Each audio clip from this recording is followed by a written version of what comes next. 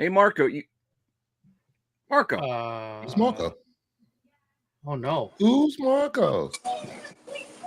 We're Baklava. I'm out here doing vacation. I'm not ready for this crap. We're not doing any Dungeons and Dragons shit. There's people out in the pool. It's 4 degrees, bro. 4 degrees. I'm not. I don't care what degrees. We're still doing Dungeons and Dragons. Too bad, dude. I'm out of here, dude.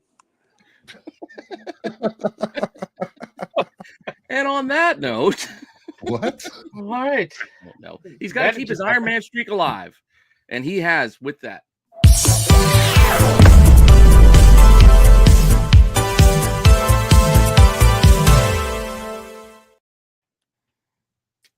Almost 200 episodes in, I don't think he's missed one. Wow. I've missed a handful. It's dedication. Yeah, it's pretty hardcore. Well, at least he can go swimming in a 4-degree pool. Is that what he said? It was 4 degrees? Yeah, 4 degrees outside. There's people in the pool. Yeah. Hey, people don't pass up a free pool. I don't care how cold it is. That's true.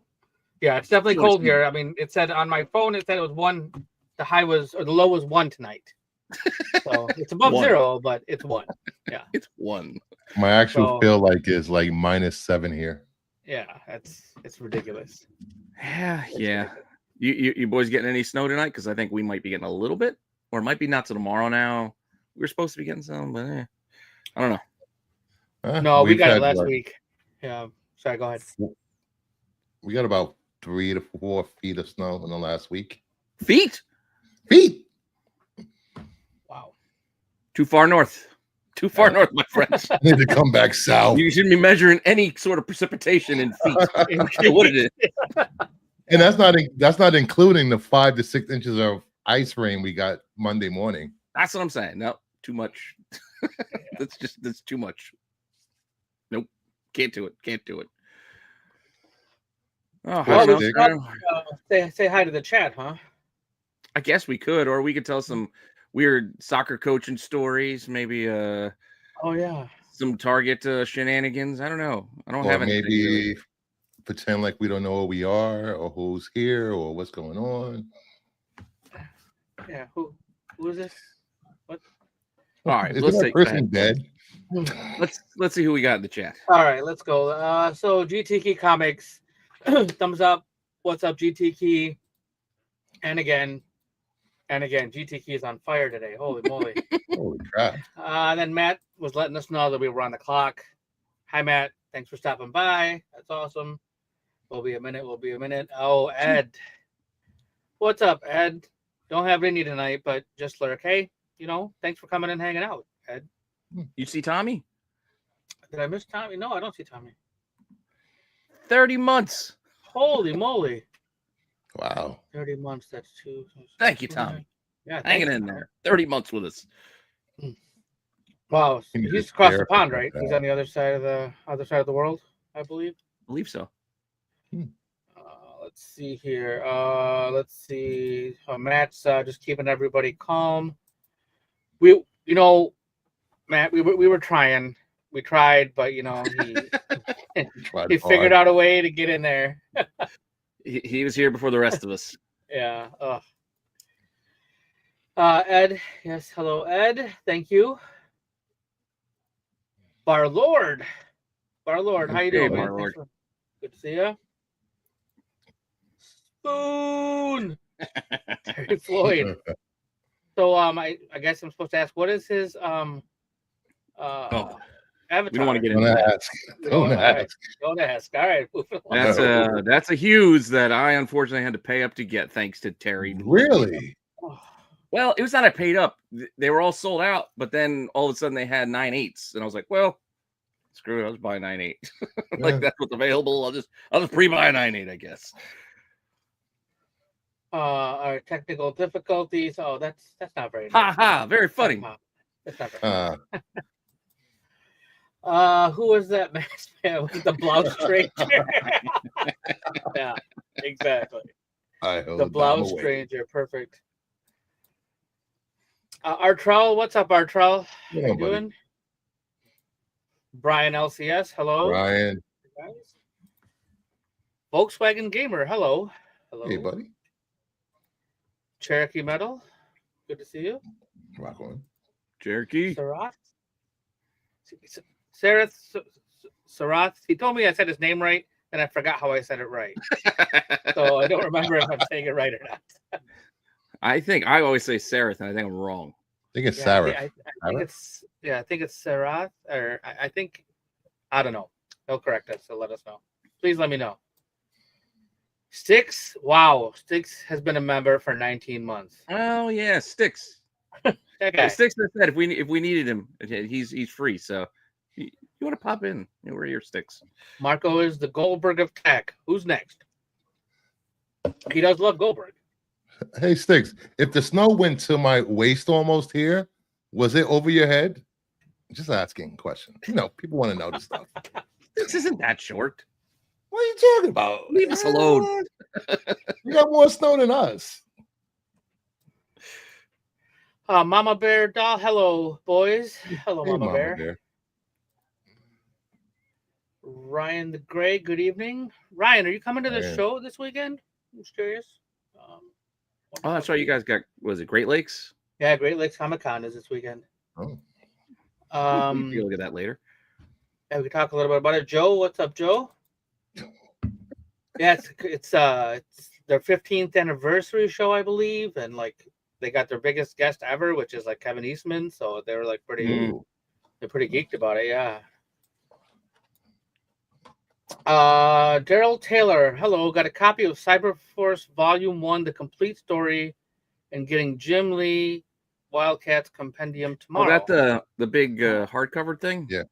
That's awesome. Hey, Daryl.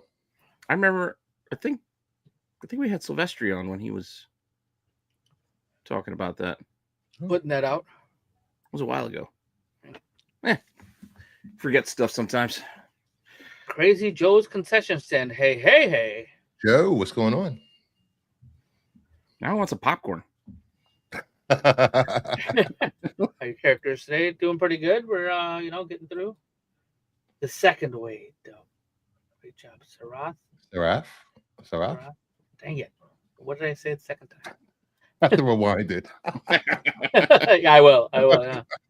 I don't know what that. I'm not repeating. To me, he was buried in the snow.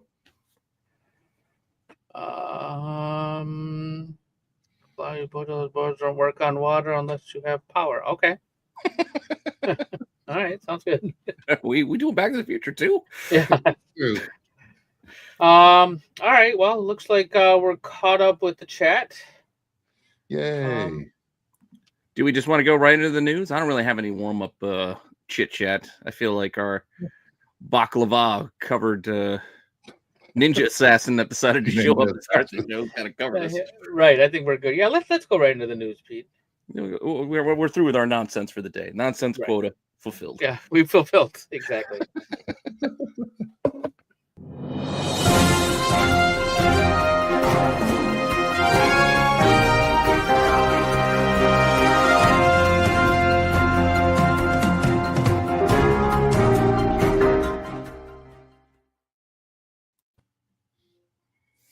All right, let's talk about some news. So it was kind of a weird week in news this week. There really wasn't anything huge, but a lot of middle things, and we actually had a lot more comic news than anything else this week.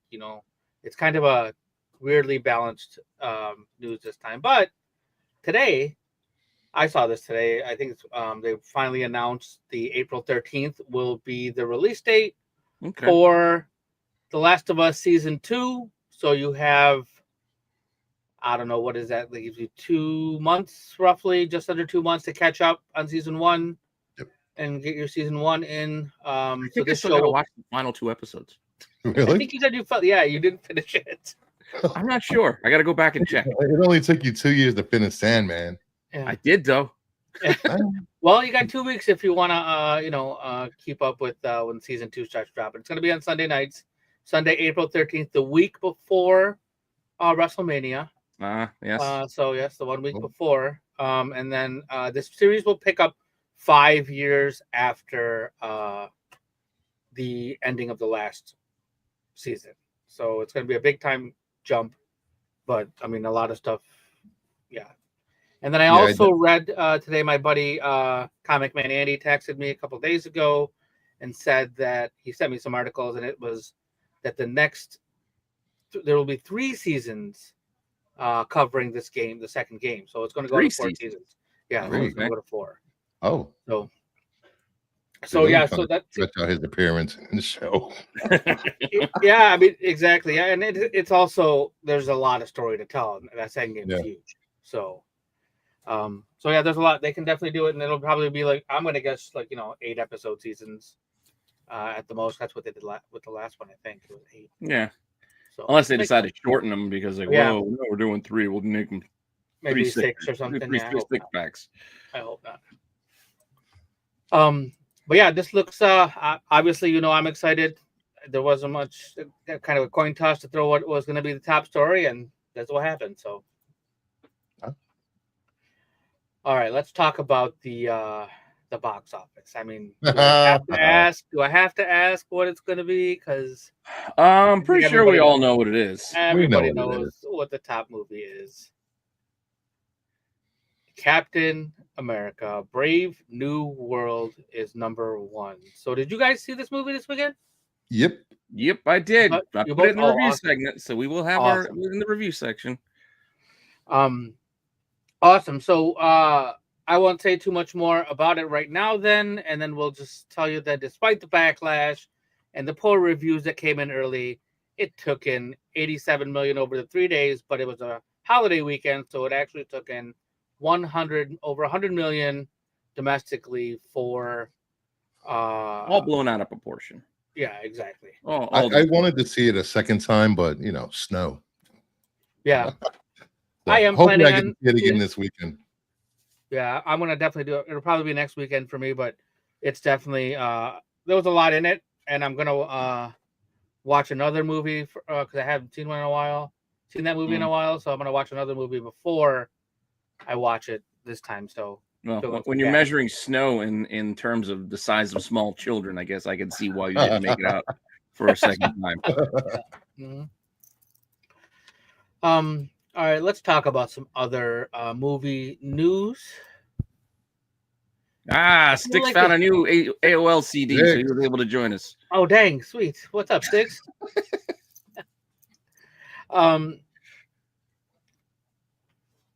So we've gotten casting news the past couple weeks. I feel like we've been getting fast and furious with this casting news from Master Universe. And I messed up the title on this one. Because we actually got Ram Man casted, and then 2 other people joined this movie as well. So John Zhuang. God bless you. John Zhuang. God bless you for trying. He will be Ram Man, and then we have Sashir Zamata and Christian Vunipola have also joined the cast, and they are probably playing Earthlings.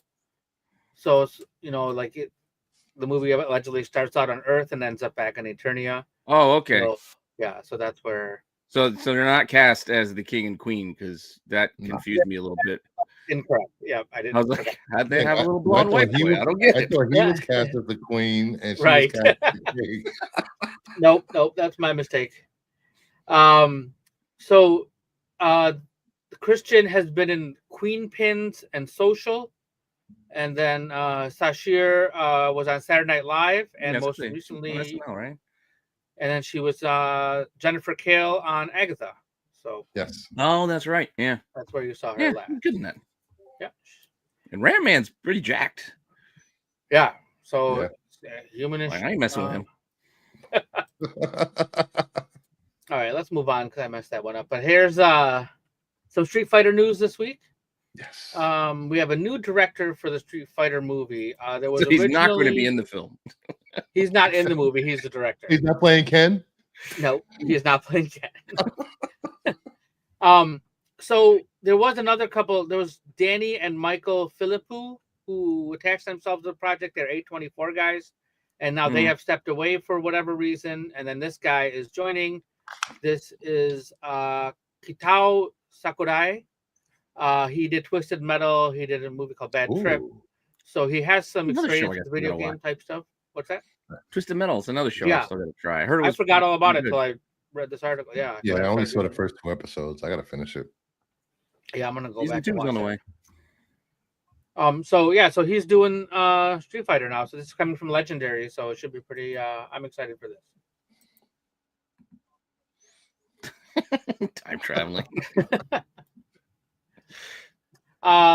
So the Wild Robot, which was hugely popular last Oh. year, did a crazy amount. I think 330 million globally, and it only cost 78 million to make. So what does that mean? It's going to get a sequel. Sequel. That's what that means. So the story was based on a trilogy of books. So it just makes sense that what's coming next. So. Yep. I'm surprised they didn't announce they're going to film 2 and 3 or do 2 and 3 back to back at this point.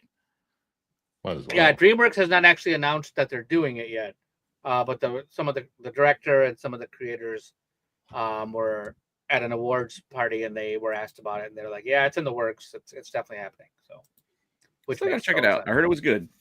Yeah, I haven't seen this either. I think this was Yeah. streaming as well, maybe on Peacock.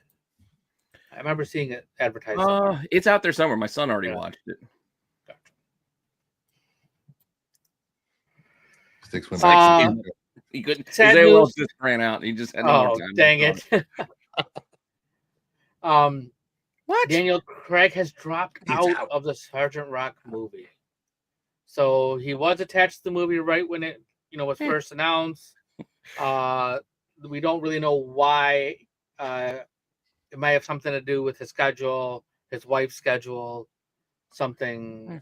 All in all, Well, not I heard the real story is because this movie Queer underperformed and he didn't get nominated for an Oscar, so he doesn't want to try something new. Oh, That's the rumor. So he's going to go back. You guys still want me as Bond? He's come back to Knives Out. Yeah. I still want another Knives Out, though. Me too. And then we got a new commercial for Minecraft Oh, jeez. during the NBA All-Star game. Yep. It looked pretty fun. I don't know, like the commercial hope was so. fine. Yeah. But My it son's seems twisting like, my arm to want to go see it, so I hope it's good. Ooh. have you seen a lot of advertisement or promotion for this movie? No, not at all. Not a lot. There was some like a while back, but not. Yeah, when it current. first got announced, I saw like a trailer and some posters. And then other than that, I haven't seen anything. And I follow some video game stuff and I follow like movie stuff. And I haven't heard anything about this movie, which seems really weird because this is like a really big movie for them. It's like the Warner Brothers family movie of the early summer, I right? got time. I figure Yeah. March. There was a trailer for it before Captain America. Yes, that's where I got the "we're gonna go see this" elbow in theater. Yeah, maybe I missed that one. I didn't see it. The sheep look funny. That chicken thing was kind of funny. Yeah, I got the Minecraft. We gotta go see this, and then I got the Thunderbolts was on. Am I allowed to see this? I'm like, I think so. I think that's all right. Not R or anything. Should be all right. Yeah. Yeah. All right. Let's talk about some streaming news. Ooh. What's up, guys? All right. There he is. There he is. Thanks How for are the you? ride. Figured I wasn't gonna acknowledge Sticks until I heard him. Make sure that it was working. That's a smart you thing. think- That's a smart thing. I was worried your flux capacitor wasn't working. Yeah, my Gotta Mr. get Fusion back on up the fritz. Fair enough. Fair enough. All right. So this news got announced last week, right after our show. Forgotten Realms series is in the works from Netflix. So that's Sean Levy. Most recently, that I know that he worked on Deadpool and Wolverine, but he also worked on Stranger Things. And Stranger Things is partly responsible for why Dungeons and Dragons has like gotten so back into the, everybody loves Dungeons and Dragons all of a sudden. Zeitgeist. Zeitgeist, Yeah. yes, that's a perfect word, Pete. The cultural Uh, zeitgeist. Ooh. And so he Big word. now is being tapped to do the series from Netflix. All we know that it's Forgotten Realms, which is a subsection of Dungeons and Dragons. And it could be about the Crystal Shard. It could be about so many other things that are in Yeah, I got Forgotten some Realms. options for you boys later when I take over Marco's under the radar section. Nice. Related to this. I'm hoping it's the Crystal Shard series of books. I love that I mean, series. that would be ideal, but it's there's so many options, and I really hope that it is the Crystal Shard. Yeah, stuff, 'cause that and would I be hope amazing. this will be a quality series because look at the man's credits. Do not let this picture fool you because I get it. We look at this picture. He looks like a man who just got away with tickling you and you didn't catch him. But yeah, give it. Hey, same party Dom goes to. Stranger Things first few seasons. I mean, it's still good. I'm waiting for the last season, and Deadpool and Wolverine was also good. So those are the two things that he's done that I can tell you that I know that I liked. So I will definitely watch the first season of this to see how it goes. So he's got that credibility with me. Yeah. Yeah, like I said, I'm in, and we'll talk a little bit more about it again later. Sweet. Definitely in. So Creature Commandos season 2. They're fast tracking this. They're already trying to break up what the episodes are going to be. They're breaking down the season and figuring that stuff out. So they are Dean Laurie is the showrunner of Creature Commandos, and while James Gunn wrote most of the first season, he's still involved. I don't think he's going to have full writing on the second season, but they're making the show, and all I got to say about that is just bring it because that first season. Let's get it. I'm in. So let's bring it in. I'm ready for it now. DC animation has just been spot on for like the last few series between Harley, Tight Man, now this, and we got the Batman versus what Yakuza? Yakuza. Yeah, I wasn't super excited about that one. But yeah. a lot of their animations really hit even before then. So yeah, true. Oh, 100%. But I feel like with the current animation, is getting more eyes on it than previously because of James Gunn. Yeah, if they do more stuff like this, they can just keep putting it out. I'll watch all. Yeah, of it. Who doesn't believe James Gunn had this written already? Come on, come on. Yeah. He's already working on it. I mean, it helps that they make it canon, I guess, to the DC. Yes. EU. Yeah. Whatever. That definitely makes the DCU. So yeah, you're going to get more eyes when it's, this means something to what's coming forward or going forward. Yeah, it helps. I don't think it's hurt Spider-Man, though. Your friendly neighborhood Spider-Man much, but I do get Spider-Man, Spider-Man gets watched no matter what it is. True. Yeah. That's fair. I mean, people watch that god-awful MTV series. I didn't watch it. Okay, one person did. Yeah. Oh my god. Was that the NPH one? I think didn't he do the voice? Was that Ultimate Spider-Man? Is that what that one was? No, that was not Ultimate Spider-Man. That was before Ultimate Spider-Man. Spider-Man Unlimited? It had a weird name. That was WB. Spectacular Spider-Man? That was great show. That was not just Spider-Man. It was just I think it was just Spider-Man. They went with like a darker, edgier, like there was a lot of black background. Yeah, all computer generated, it seemed. Yeah, it was before computers could handle it. That's probably why I didn't watch it. Yeah. Made on a Apple III-5 or whatever. Apple IIGS. Yeah. No Unreal Engine yet at that point. Oof. All right. So let's talk about some Disney news. Daredevil Born Again. So they're planning on it being multiple seasons. So it's a question about like Marvel Television in general. This is coming from Brad Winderbaum. He says it's important that they want to make shows that last for multiple seasons that come out annually and be like people are excited for it. So like regular broadcast television where new seasons come out every year or every other year.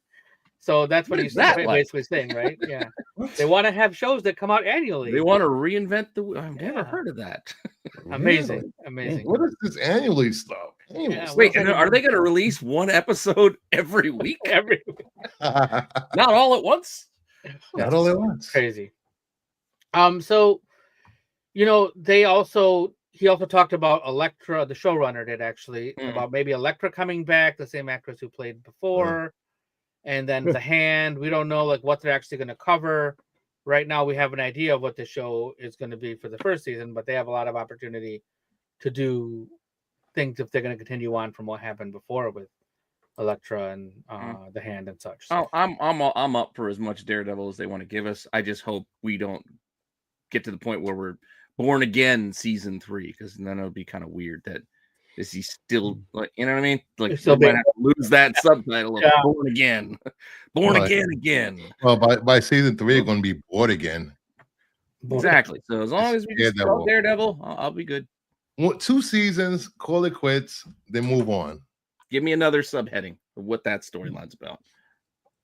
Yeah. So along with the Daredevil talk, there is some exploration happening that they are exploring a return of the Netflix era Defenders. And we're talking Jessica, we're talking Luke, we're talking Danny. So there's a possibility that we might get some or all of these characters back in this Marvel Television annual release event. That's fine. Idea Danny, that they have. Yeah. Danny, start training now. Yeah, you got time. Start work. Just get back to work. Just get back. You started getting there. You started getting better. Get back to work. Yeah. Was he good as Iron Fist? I didn't watch it. You didn't watch it? No. It was. I only watched Jessica Jones and Daredevil and Punisher. I didn't watch the other shows. It was probably the weakest of the shows, and I know it got a lot of crap from people. I didn't hate it, but I also, like, if I never saw it again, I wouldn't care. Yeah, fair. You know, yeah. Some of the stuff like Daredevil, I'm trying to get my wife to watch Daredevil before the new one comes out. It just hasn't happened, but I would watch the Daredevil show again. The 3rd season got a little slow, but it was still good. And then, I mean, any of the other shows, I thought Punisher was great. Jessica Jones was great. A new Defenders might be a good place to maybe swap out Danny for Shang-Chi. Fair enough. That's a good idea too. Downgrade putting him to television. We still need to get that second movie out there. Yeah. That ain't coming. I don't know what to do with him. Yeah, we can hope. Well, they're bringing back the Defenders. They could bring back the Inhumans, damn it. Or Agents of S.H.I.E.L.D. Well, the director's doing the one Avengers movie, so he'll have the pull to do it if he wants to. And I think he does want to do the second movie. So I think we'll get it. It just might be a few years from now. I think Agents of S.H.I.E.L.D. is off the books, though, with Fahey in charge. It was so good, though. I love that show. It was good. Fahey did not like it. All right, let's talk about some comic news. So we have our earth-shattering, world-shattering event that is coming soon to the Marvel Universe. Uh-oh. Are we in the middle of one? Maybe. Maybe we are. There's always an earth-shattering event. There's always some kind of event happening, but this one is kind of a big deal because everybody loves when the X-Men are evolved and changed and become with something new. Giant-size X-Men is about to rewrite Marvel Comics continuity. Completely. God, no. We're starting over. There's going to be 5 giant-size X-Men related books. And now apparently Kamala Khan is going to be part of the X-Men from the beginning. What? Like, I like Kamala Khan, right? I like the TV show was okay. I mean, and like I do as well, but this, what is this? What is this? I don't know. It's called Panda. This is just ridiculous to me. And Marco's not here, and I want to hear him defend this. Like, what is happening right now? And this is why DC has better stories. Just saying. Well, a cat like this. I'm not gonna start debating that with you because that's questionable as well sometimes. But this is ridiculous. So if you want to start with this story, I agree, Artrell. Here we go again. I gotta add a new drop in here now. We need this. Wow. So free comic book day on May 3rd. You can pick up Fantastic Four / Giant X-Men #1 for free, and that's going to start the story. So it's going to be a time-bending story where Miss Marvel goes in the past somehow or future. I don't even know exactly what it is, but there's definitely time travel involved, and Miss Marvel will be part of the X-Men. I'm, you know, I love X-Men. Yeah, but you asked a question of why they're doing this. Why? I don't know, sir. And if Harry doesn't know, no one knows. And nobody knows. Although I don't know, Harry didn't know a lot of things in his run. He was the most clueless of everybody. He was. Oh. All right, yeah. I mean, poor Muggle. Yeah, you know what? That's possible. It could have something to do with this whole Doom saga because it could be a whole. They've been swerving us, like with the what was that? The blood battle, the whole battle of blood and the vampire. Oh, Blood Hunt. Blood Hunt. Oh. That was just to set up Doom as the Sorcerer Supreme. It didn't have anything to do with vampires. What's Blood Hunt? It didn't matter. Yeah, that's when Doom took Sorcerer Supreme powers. So it was tie-in hunt for Marvel. They're like, yeah, let's get people to buy all these other. Miles Morales is still a vampire. What the hell? Yeah, that is true. He is still a vampire, isn't he? Yeah, that's nuts. That's nuts to me. Yeah, they'll fix it eventually. Yeah, maybe with this event, way. You know, first they gave him a sword, then he's a vampire. But anyway, I thought I saw this and I was just like, what is happening right now? So we'll see. This starts on May 3rd is the preview, and then May 28th is your first of these giant-sized books. So we'll see how it goes. Doom's not well. It might be done by. I don't know. Will it be done by then? I guess maybe, depending on how often I get how long it lasts. Yeah, I don't know how quickly, but I think it's like 9 parts in the main mini series or whatever. Oh, 9 monthlies. I don't know if they're monthly now. Now that I'm thinking about it, are they going to be bi-monthly, maybe twice a month? Then we are done in like 3 months. Who knows? Yeah, I don't know. That I don't know. All right, let's talk about some other Marvel news. Not excited by that. Just like this nonsense. Yeah, here's some more. This is Gwenpool returning in a new series by Kevin Scott. I think Star Wars fans are familiar with Kevin Scott. I am. And then this will be on sale on May 14th. So for you Gwenpool fans, here you go.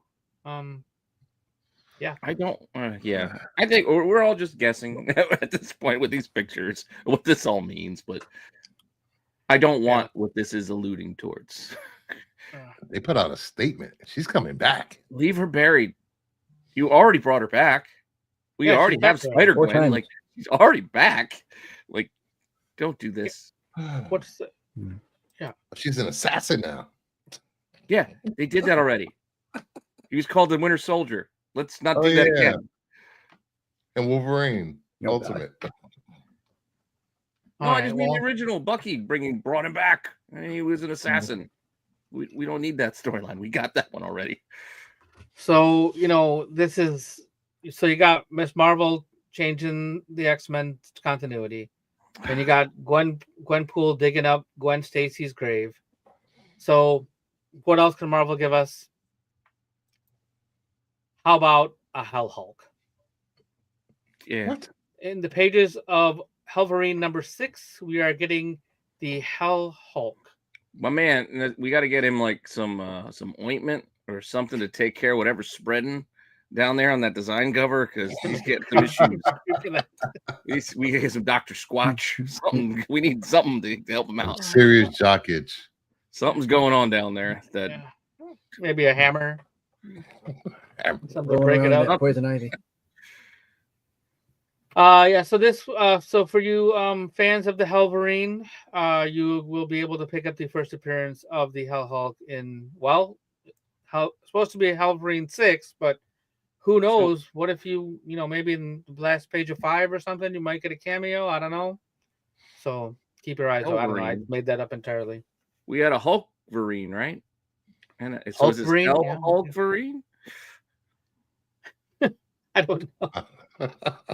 I don't know if it is. This is a separate being that makes people get angry from hell. I kind of read the You already synopsis a little angry? bit. It wasn't. You're in Good hell. morning. I'd be angry all the time. Yeah. Well, this was developed in a lab deep beneath the Pentagon, in a place called the Pentangle. And Sounds like hell to a me. shadow program. Yeah. This was developed with a dartboard and some board writers.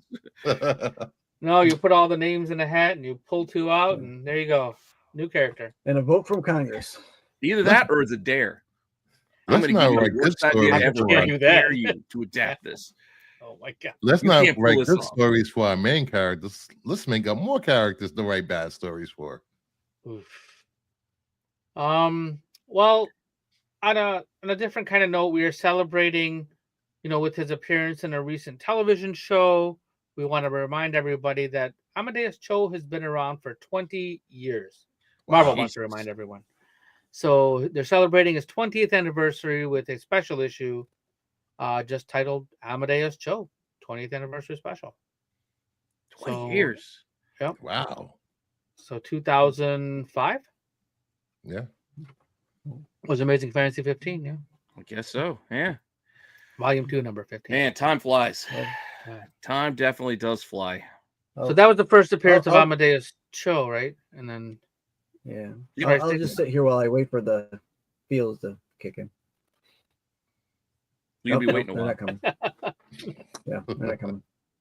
You'll be waiting a long while. I do like Amadeus Cho though. That run with Herc when they took over Hulk's title was fun. That was funny. I still think that would make a great Disney Plus show. But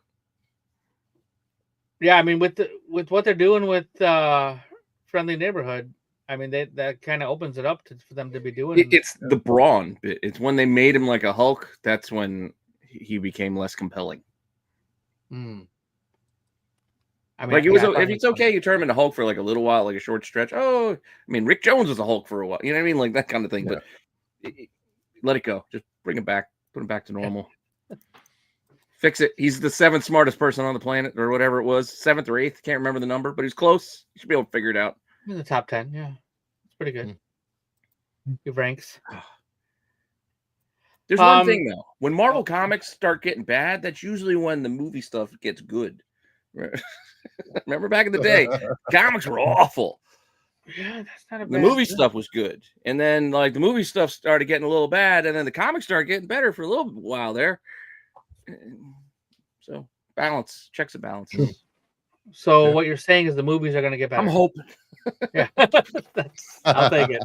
I will take it. I'm hoping because these comic announcements are not igniting that fire. Well, I mean, we know DC movies are coming in hot, so that's at least we got that coming for us. Yeah, I'm still skeptical there too until I get something. I mean, I love Creature Commandos, but I got to see Superman first. Crypto. Yeah. Well, we'll find out in June, right? Yeah. Okay. Soon. I'll raise you Jeff the Land Shark then in a video game and get everybody all excited. All right, so we're getting a Predator Black, White, and Blood series after the success of the I don't know, every other Black, the Wolverine that we had, and with the Deadpool, I think we had one. Yeah, everybody. Yeah. So now Predator's getting one. So sure, why not? Yay. Yeah.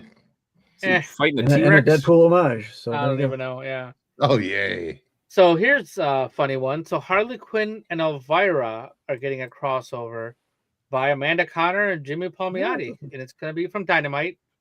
We think it's going to be from Dynamite. Because as of now, I actually didn't put this in the news, but Dynamite stuff is not on FOC right now because they're so tied in with Diamond that we don't know what's happening with that. So this is giving me vibes they might be going with Lunar. Yeah. Yeah, so apparently DC Comics suggested this is what I read, and they wanted Amanda Conner and Jimmy Palmiotti to do this. Hey, so that's good thinking. The Elvira actress has signed off on this. She wants to do it, or she wants it to be done. We don't have an artist yet, but here's Amanda Conner's cover for the first issue. They don't have an artist, but there's 47 covers planned. Exactly. Well, they started early with the covers, right? Well, it's Dynamite, so yeah. it's technically only like 5 covers, but we're gonna give it to you like 9 different ways.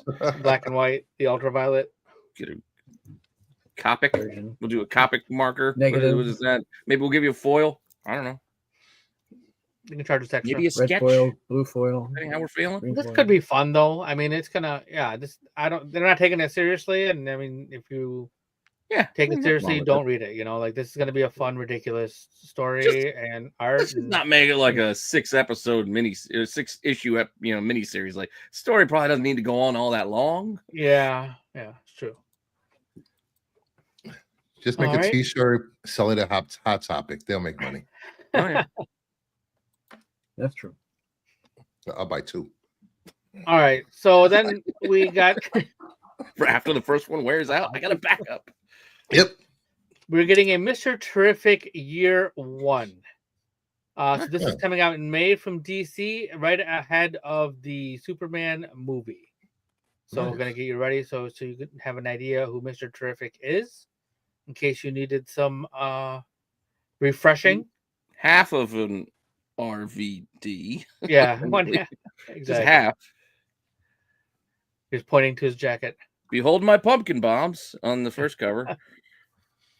Right, he's also got one in the third cover. Third one, that's more like Lord of the Rings style, like the lost seeing stones. Like we are not all accounted for yet.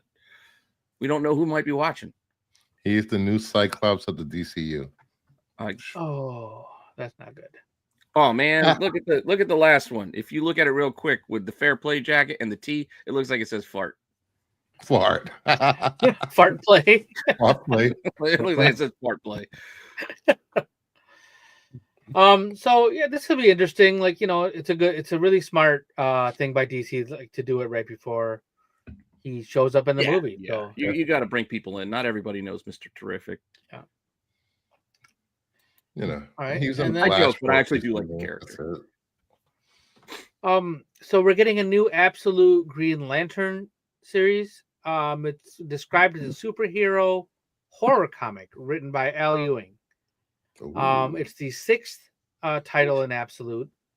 And then so we're also getting an Absolute Flash, Absolute Martian Manhunter, and then this Absolute Green Lantern. So this is going. I mean, it's not going away. Absolute don't know about this. Yeah, so no Green Lantern Corps and no ring. So it looks like there's a ring though in the We've cover, got to have so a I ring. don't know. Well, Not It's not a really. finger. No, they just got to have a lantern. You just run around with a lantern the whole time. it's all the like Well, Bray Wyatt. Let Arrow. me rephrase that, because there are some Green Lanterns that have they wear a button, or it's part of their uniform. Maybe a belt buckle, A belt buckle. Yeah, a brooch, I can't remember. Nope. A Shoot. belt buckle like maybe Starman. an anklet. Maybe get a nice anklet. We could put a toe ring. Let's have a Green Lantern with a toe ring. Well, A choker. it'd be Max Rebo because those are feet. Oh God. I know. I'm picking on Oh. Marco when he's not here. Oh, Well, at least they're not overwhelming us with titles like they did with New 52. What do you mean? No, just printings. a bolo tie, perfect. Oh, that's only Well, been Bruce. like 3 things. When they did New Okay, 52, yeah. that was the line. They redid the whole line, so they're not overdoing it with titles. That was their publishing line. We still have the DC line. This is a whole separate line they're giving us that they keep piling on. Shh. Maybe people won't notice. People won't read a regular Thank you. Martian Manhunter title. Why are they doing Absolute Martian Manhunter? Yeah. Hopefully it's a one shot for their sakes. That's all I'm saying. Yeah, that's ridiculous. How many Oreo knockoff comics can we do? Maybe he'll eat Twinkies in this one. That'll be the big change. Twinkies. Hey, Twinkies. All right. Chips are And then Chips are- we're getting an Umbrella Academy Plan B. So Sparrow. Gerard Way and Gabriel Ba are doing this series. It's a new series which picks up right after Hotel Oblivion, and this will focus on the Sparrows, which is the alternate family that's not the original family that we saw in the first. Yeah, but then in some ways they were better, or not. Anyway, So this is coming soon from Dark Horse Comics, if there's a Dark Horse Comics. If. Yeah, if. All right, let's talk about some new printings real quick. Oh boy. Here we go. So One World Under Doom, number 1, second printing, and a 1 in 25. Eddie Brock Carnage, second printing, and a 1 in 25. They can keep I can it. hear your excitement from here. I just realized that that one cover, that's Lethal Protector. Yes. Oh yeah, Eddie Brock Carnage. I didn't notice it the first time around. I'm looking at it now, like, oh, that's the Lethal Protector cover. I see the pose now. I don't remember who did that one, but Ron Lim, maybe? Is the first print the same in just a different color background? Yes. I think so. Yeah. I think they might have had like a foil or something, and this is not foil now. Or Gotcha. They like doing that a lot with the second prints. That makes sense. Okay, let's talk about Magic. She's getting a second print with the cover by Pablo Villalobos and a 1 in 25 by J. Scott Campbell. We just got number 1 in the second print this week. Oh, this is for number 2. Did I This write is for number 2. Oh, I wrote number 1. Oh yeah, whoops. Yeah, so it's number 2. Yeah, so these are covers that are already out, just recolored, right? Yeah, okay. And then Hell Hunters. Wait, is getting second. Yeah. Huh? Well, I'm looking at the Villalobos. Like they had 2 versions of that already. I don't know what's different about this one now. Maybe they don't have. Huh? There was a 1 in 100 of that. Yeah, the Virgin is the 1 in 100, but then there was a trade dress already. So they look just the same colors. Yeah, they might not be doing it. It might just be redone, and they'll just put the little second print. Yeah, this doesn't have the barcodes on there, so I'm not sure, like where they were. Yeah, I mean they have done that too. They have gone the lazy route before, where they just, hey, we'll make the trade dress. Like the trade dress could have been in gold the first time, and now it's in black. You know what I mean? They've done that too. Mm-hmm. So yeah, it's not always new or reused art in that way. Sometimes they'll just, put out more of the cover. Yeah, exactly. Especially if people like it. Yeah. And then we have some Image books. One is the Hive second printing, and then Geiger number 11, which is a second printing cover by Gary Frank. Got that. So don't Geiger second prints have the yellow? Don't they do yellow? The Ghost Machine usually does. Oh, Ghost Machine has done the yellow for the second prints. The mustard covers. Yeah, the mustard yellow, right. But yeah, I don't know why not here. Perhaps this is just a picture of the first cover that I got. It could be that there. No, I mean, well, that's not true of Geiger because they just did the second print of the glowing lady, and that wasn't the yellow. It was different art for the cover. So this might be new cover art because this doesn't look familiar. Okay. So they might just be doing new cover art with the old school DC checkerboard. Yeah. So is this across the top? Is this? I thought the issue before this was the first glowing woman or burning woman, whatever. Yeah, you get that sort of. I think cameo. Last page splash. Gotcha. Okay. Taskmaster and 185 and 195 and then 196 to put them on the cover. And with that, we wrap up our news for the week. That wasn't too bad. Not too shabby. Just a lot of comic news this week. A lot of Marvel news more than anything. Yeah. Yeah. No, I mean we didn't go like an hour and a half doing. I wonder why that. I wonder why. Under an hour. Who's not here? Oh, we didn't get a 40-minute story about shoes or kids, little league or flag football or something along those lines. That is true. That is true. Shoot, we might actually have like a 2-hour show, which is what I was hoping for. Because I'm not gonna lie, I'm tired today. I was sleeping until 8:30. You guys know the show starts at 9:15. 8:30. My wife was like, "Don't you got to get up? You got a show." What? Oh crap! Football practice. What? All right. Anyway, well, shoot. If we're done with the news, then we got to get into our reviews. Then I guess I need to get myself situated here and get us all ready for Take It or Leave It.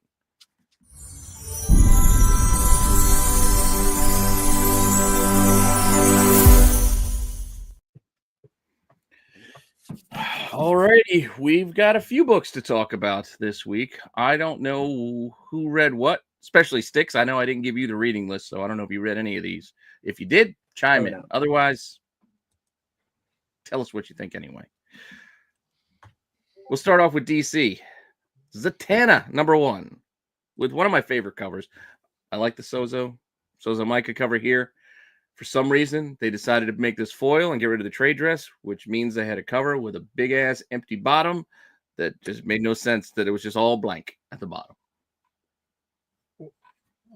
Okay. Yeah, it didn't make sense. I don't know why they did that. Just they could have left the trade dress there and made it foil, and I'm sure people still would have purchased it. They probably thought Matt was going to hang on his wall or something. It's frame it or something. But then what's with the empty spot then?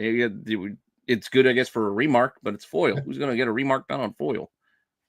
Shit'll smear. True. I'm thinking. I don't know for sure. I'm just assuming it'll smear. Never seen a remark on a foil. It just came in the That said, anybody want to go for? I can go first on this one. I did read this one. I read this first out of our packaged list of books for the week, and it's all right. It wasn't terrible. I mean, considering what her powers are, it's a little weird to me that she's doing a magic show. But all right, if that's her gig, I mean, that's her character, I guess. It's still just kind of odd, considering she can basically do anything if she says the shit backwards. It seems weird then to do card tricks and sleight of hand. I think she wanted to do a old school magic show like a father. Yeah, I got you. But it wasn't terrible. Like I said, it wasn't terrible. But I'm only giving the crooked up because it wasn't like great. I wasn't like fully engaged. There's a lot of good covers on this book. That's the main reason why I think a lot of people are buying it. But I don't know. Jamal Campbell's doing it, I think. He's doing everything. Doing everything inside. And like I said, it wasn't bad. It's just as a character, I'm not that drawn to her beyond just cool cover is what I mean. Like, I'm like, yeah, I like her better part of a team. Yeah, it has to be a team book. I can't read I'm not big enough Zatanna fan to read a solo title, and this one was just, I don't know, it felt all over the place for me. So I'll give it a crooked thumbs up. Crooked up too? All right. Yeah. I'm going to give you Marco's spot here. Anyone else take the time to read this one? So I read some of this. I didn't read the whole thing. The art, there was times where the art looked really good. Yeah. Like there's a couple pages where there's like flyers and a movie poster, and that looked phenomenal. And there's a couple pages where like there's like close-ups and stuff, and that still looked really good. But then when you got some of the scenes were from a little bit further away, when you got like a whole the whole city page or whatever, those gotcha. It got really messy. Like, I don't know a better way to say it. No disrespect to the artist, but it was messy and it was hard to like keep track of what was going on. And like you guys said, I am a fan of seeing Zatanna she needs a foil. She needs somebody to go with her or be with her on a mission or do something. Yeah. And it's hard. I want to be a Zatanna fan. I do. Yep. But it's hard to be a Zatanna fan with stuff like this.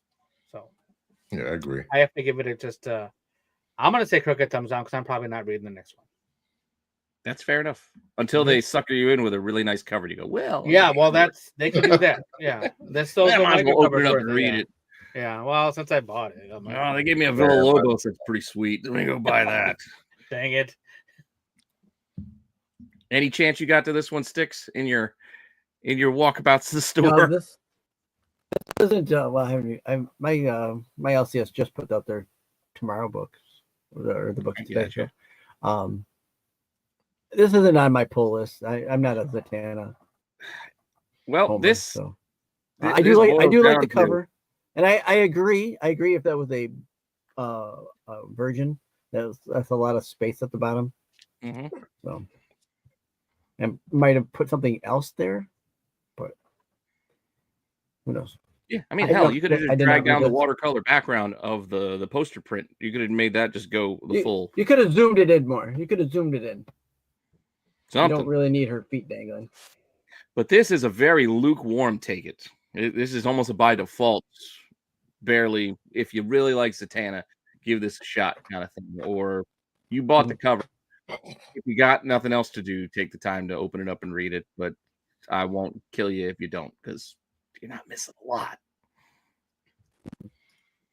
That said, got one more DC book, and I put this one in.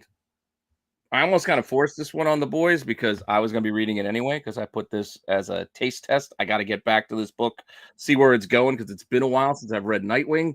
So I was like, I'm going to go back in and try to read Nightwing this week, even though it had a weird Panosian cover. I got on the cover. I went with the Panosian for this. I miss Tom Taylor. Fair.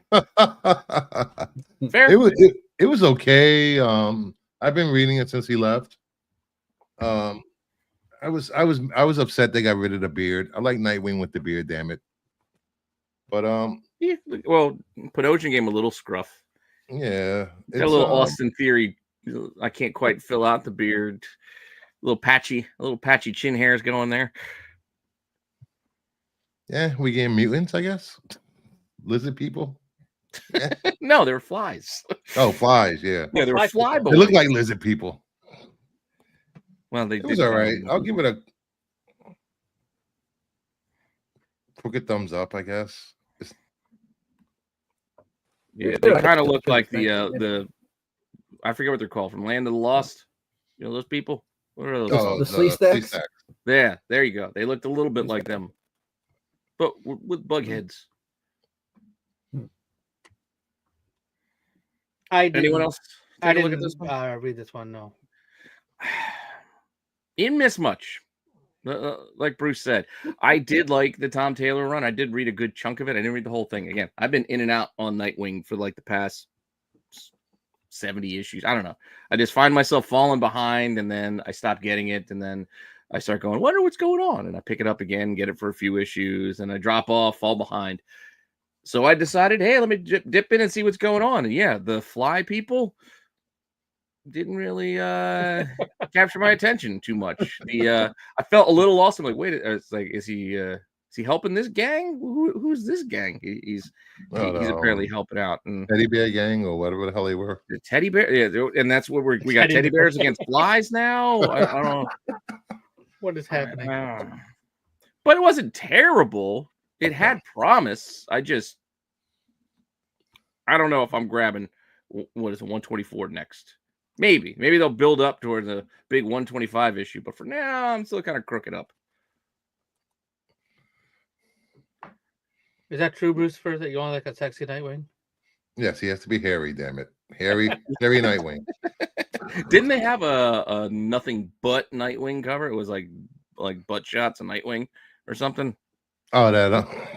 I saw something when I was scrolling through like the books for the week, and there was something there. I'm like, I can't cover that.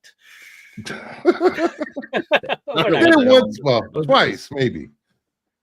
It was only one. It was that whole all the old costumes, and the center Nightwing he was showing his night ass.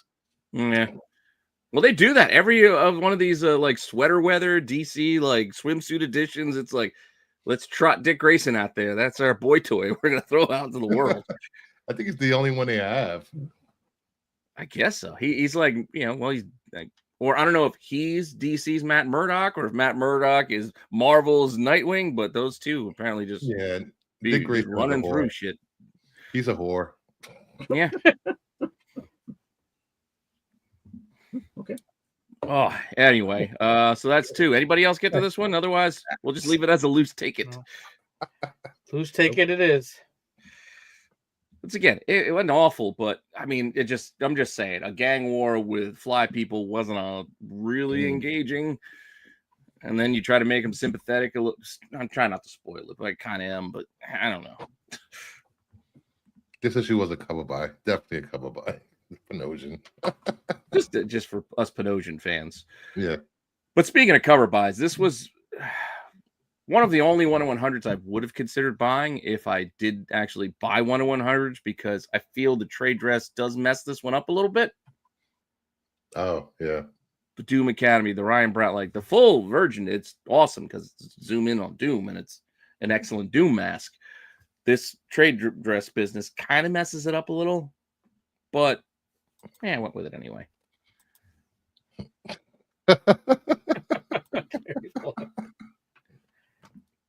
Night Thang. Well, we had what was it? Night Hare. There was a rabbit in this book too. Where the hell did that rabbit come from? Oh my god. Oh yeah, the rabbit. I'm like, what? I was like, what the hell? They go, it's a night hare. Get the Yeah, somebody's sister's rabbit, night hare. Like you don't have to trademark and rename every goddamn pet and loose animal you find. Oh, but darn if they aren't going to try. Bring back Captain Carrot, damn it. Yeah. I mean, shit, DC's trying to sell us all on Aquamanatee. I don't know if that's going to work. Oh, jeez. But we got Marco's got to read it, though, when it comes out. Like, we've already got requests. Oh, really? Oh, yeah. I told him, I'm like, nope, we got requests. When this comes out, it's a kid's book. You got to read it. You got to review it. Aquamanatee. Wow. Wow. I don't know. I didn't care for this first issue. I didn't care about the characters. I didn't care about the kids. It's just Strange Academy with Doom Academy. And not all the characters made it into the Doom Academy for some reason. So it made sense. They explained it. Too many words. Too many words. Too many explaining. Too much explaining. All right, so I'm assuming you're down on this one? I am down on this one. Yeah, I figured it, DC Homer. I actually like this book. Granted, I'm not a big... I got all the Strange Academy issues. I did not read them all. It's one of those books, fell behind, didn't keep up, but I enjoyed reading this. I got what they were saying. Yeah, not all the kids went because they moved the goddamn school to Latveria, and not all the parents signed off on their kids going across to a fucking another country to learn under Doom. I get it. It made kind of a bit of sense to me. Yes, it felt a little bit like a Wednesday Harry Potter meets. There wasn't even a lot of Doom in it, but yes, it was mildly entertaining. I'm not saying it's the best book ever, but it was enough for me to want to read the next issue of this offshoot tie into this Doom event because I'm still not 100% sold on One World Under Doom. Go ahead, Dub. This was shaking your head. No, I wish I would have had a chance to read it. I didn't have a chance to read very many books this week, so I barely got here on time. So I got you. Sticks, did you have no? His face says yeah. Oh well, we can't. This is a take it or leave it. Then this is up to you guys. You make the call yourselves. Who do you want to listen to? Somebody who knows what they're talking about, or the DC guy up there, or the DC guy that read every issue of Strange Academy, even finals. Thank you very much. He read them. He didn't read them to enjoy them. He tried to rip them apart. Fucking Marvel shits. What's with this Breakfast Club cover? Ooh, I feel like the Breakfast Club. It wasn't 1 in 50. That said, I did force this next one on the group just because there wasn't a lot of good not a lot of good options. It's just I didn't see the need for us to review a lot of the Marvel books, and I was not going to read the Thunderbolt. Thankfully, Marco wasn't here, so I didn't have to read the goddamn Doom Thunderbolts issue because I had zero interest in reading that one. Didn't want to read that tie-in. Would he have made us read that one? He would have, yeah, because it's Thunderbolts. You know, he's an old school Thunderbolts fan. He would have made us read it, and then he would have put like 9 different issues under the radar talking about it, so he could talk about Songbird and all those Citizen and the X-Men prostitute lady that he always talks about. So I just said, you know what? I know it's the second issue of Ultimate Wolverine, but they caught my attention with the Winter Soldier angle. I wanted to see if they could follow it up with anything interesting. Yeah, they really didn't. Nope. Just kind of dragged out that idea a little bit. That's all it did. It's like what? The interesting at the beginning with the Maker was interesting. And the Maker bit was that was the only part I thought was intriguing. And then the rest of it was just a long, drawn out mission. Right? I mean, that's all. Not even because then there was a whole. They wasted like a third of the issue with Colossus trying to let me show you how to treat your dogs or something like. What? She just said, just use his name and tell him what to do. You don't got to be choking them out for no reason. Like, Yeah, what are you trying to prove? I'm sorry. The writing was so bad in this. It was bad. Yeah, I didn't care for it. But it did one good thing. It saved me $5 next month. That's always a bonus. That's a plus. You'll just spend it somewhere else. The interesting experiment. I think I had this on the fence this week. I'm no longer on the fence. I don't need it. As I said, I'm not a big solo Wolverine story reader as it is. I like Wolverine better as part of a team because he just gets too, I don't know, too one note when you just you give us Wolverine solo stories, and it's like, oh, well, he's being controlled again by bad people, made to do bad things. He's not talking. No. He's only dreaming. Yeah. I always like Wolverine stories when he's either like back in time somewhere or the Old Man Logan's run. Like those are the only times I've liked him solo. Yeah, but I don't consider like Old Man Logan. I don't consider it a solo Wolverine because it was more exciting about who he ran into next. You just wanted to see the other characters joining up or coming in and part of this story. True. That's true. He wasn't that engaging. He was Clint Eastwood doing Unforgiven. Yeah, the man with no name. Yeah, so that's true. So this is I gave definitely it a thumbs down for me. Dubs down. I was gonna try this book when it came out, and so when they started mentioning Winter Soldier, I said it's not even unique. It's not even something new for the character. They're just taking another character and splashing in it with Wolverine. I think, why bother? No, but at least at the time I was like, well, okay, maybe. Why bother? Maybe it'll be interesting, and maybe they'll make this. I don't know, with this weird like alternate universe country setup we have, where there's like the Russian block of nations, and then we got the rebels and the Empire. I don't know if it's Star Wars they're going for. I don't know what they're really going for ultimately, because they're not giving us a lot except, hey, let's put Colossus in here, let's make him a dick, and that he's just choke Wolverine just to be mean, and then we'll set up a mission where it's him against 18 randos. Like, okay, I wonder how this is going to turn out. You know, with the opening of this story, I thought they were gonna, with what happened, I thought they were gonna delve into how he became Winter Soldier and how he got things that he has going on. I don't want to say too much. Yeah, but even that, okay, it's not Weapon H, it's not Weapon X. It's Ruski 7, or I don't know, it's Red 5. I don't know whatever the fuck we want to call it. Weapon W. I'm assuming we don't need this anymore. We just don't need it anymore, guys. Yeah, it's all right. I'm done with it. Yep, me too. Okay. Have they said yet that it's not Logan? Have they said that it's not Logan yet? They're not going to hook me by making this somebody else. Who are they going to make it that would make this interesting? I thought at some point that they were going to make it was it Dakin? Yeah, but really, would that make us go, ooh, now it's good? Nope. No. That's what I mean. But I mean, who could they pick to make this intriguing if they were to switch it up on us? It would be Banshee because they can't even talk. Banshee. No, they'll do something weird. It's Peter Parker. Thunderbird. Yeah. Or they make Colossus a Spider-Man for some reason. Not Colossus, Cyclops. They made Cyclops a Spider-Man character. They're not inventive enough. They probably make it Deadpool. Oh, that's it. It's Wade Wilson. That's who this is. Wade Wilson probably is. That's terrible. I think we ruined it for everybody. If we come back and this, because you know what? Now that it's been said, it makes a lot of sense. It does make a lot of sense. And all of a sudden, he's going to take that stupid thing off his mouth and he's going to be yapping away.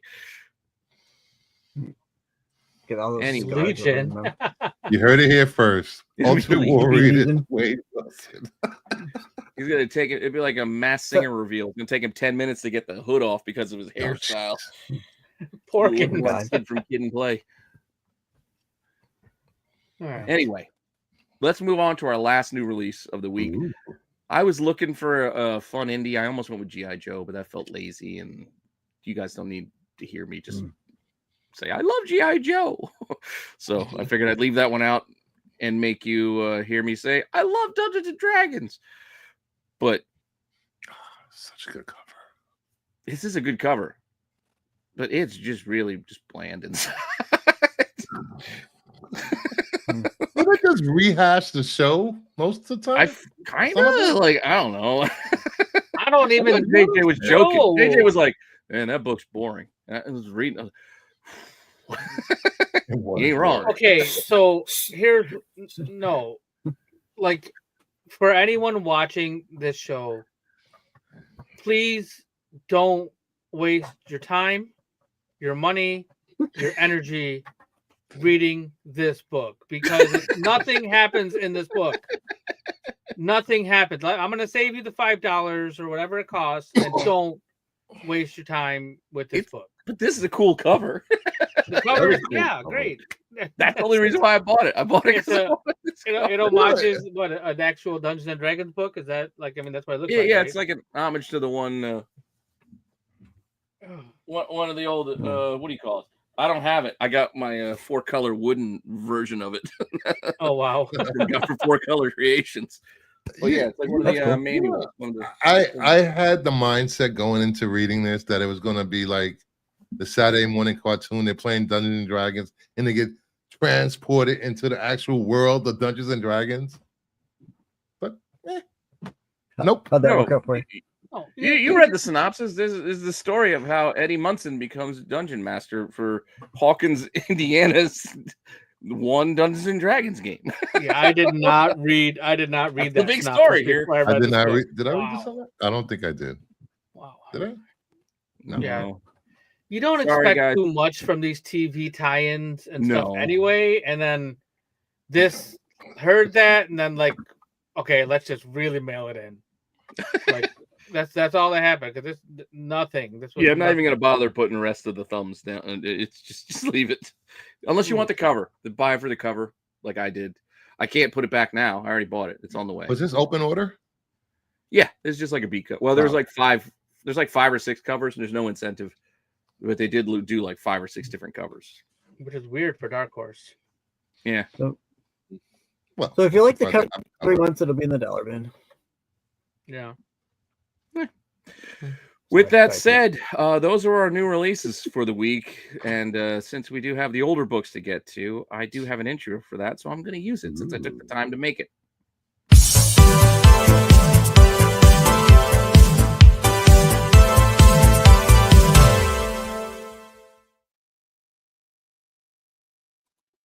All right. So for our retro comic reviews for this week, I don't have the running conversation with BK to hear what nonsense he wanted us to read. So I don't have BK suggestion because he has a direct line to Marco to tell us how we should be reading Grendel #1. As awful as it Not doing actually it. is. That said, this was Marco's suggestion because it was one of the facsimiles of the week. He recommended both facsimiles. I'm not reading Crisis 11 because I don't give a shit about Crisis Infinite Honor number issue 11 at this point. How long? Why does DC drag out that facsimile thing like as long as they have? Because I feel like it's not one a month. I feel like they missed some months in there because Marvel did the entire Secret Wars reprints all last year in the same time that DC's been trying to do their Crisis ones. So that's just my shot at DC trying to reprint that shit for no reason other than let's get people to buy these, even though a lot of these issues are available in dollar bins. Oh yeah. Yeah. It's just like the Hush thing. Like, yes, a couple issues of Hush might be a little pricey. The rest of them, cheap as hell. Well, Crisis on Infinite Earths, couple issues, the Supergirl, the Flash. Other than that, nobody cares. You can find them. I could defend it by saying if you go to a lot of LCSs, their back issue bin it starts in like 2005, 2006. Their back issue. That's true. You got to go to a show or something, yeah. Yeah, then just buy the trade paperback for $15 because you can probably find one for $15 out there rather than spending $5 an issue to get that on new shiny paper. Because you know what? Yeah, it's George Perez. It's pretty cool, but we don't need it. Not 12 issues worth. We don't need. That's it. We did get the X-Men book. Yay! And I'll get into more about characters in this X-Men book later when we get to Under the Radar. But it's an interesting one. I don't know why they're redoing this run right now, but they're doing this run because they just did 131 with White Queen recently, and I feel like they're going to continue on here. It is a classic run. Claremont, we got Hellfire Club, all that. But I'll let you guys go. I'm an X-Men fan, so I don't want to. I haven't read this book in like probably decades, and it is so good. Just the whole dynamic of the team, and I wish they could recapture this now, but we got 17,000 teams. They could. This is thumbs up. Doesn't matter. Thumbs up all the way. Yeah, this is classic X. I mean, apart from the big sex party they're at with the Hellfire Club. I mean, outside. I mean, that's also kind of cool in a different way, but yeah. Yeah, team dynamic is key. Well, Dub, did you get back to read? I know you don't like X-Men. I don't want to. I did, and okay. So, what I'm going to say about this book, we're going to start out and tell you like, there's a lot of words. It's Chris Claremont, and he likes words, and he does like himself some. A lot of words. Yeah. But you also you have John Byrne art, which is pretty much, I mean. Fight with me if you want, but it's one. I'll just say he's one of the quintessential X-Men creators, whether he was writing or whether he was drawing it. I agree. And this is like this story. Like, if you like X-Men, if you don't like X-Men, if you're a DC fan, if you don't, this is a good story. So if you want a good story, this is what you should be reading for X-Men. None of this. I don't know what's going on now with the Miss Marvel and the going in the past. That's ridiculous. But this is good X-Men. Like the issue before this, the 131. Yep. What is this? 132, right? This is 132. Yeah, starting with 129, I think. The story kind of starts there, and then it keeps going from there. And this was a great story. And so if you want to know anything about X-Men, or if you want to read these X-Men, this is what you read.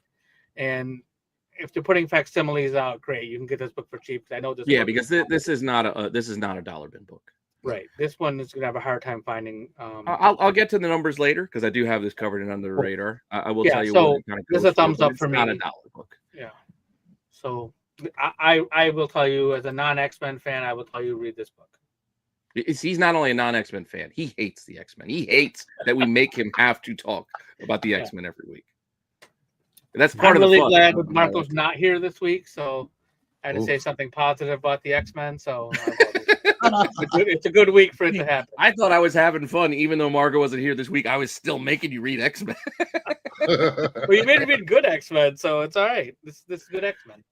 All right, Sticks. I know you read this before, so I'll let you share any thoughts you got on it.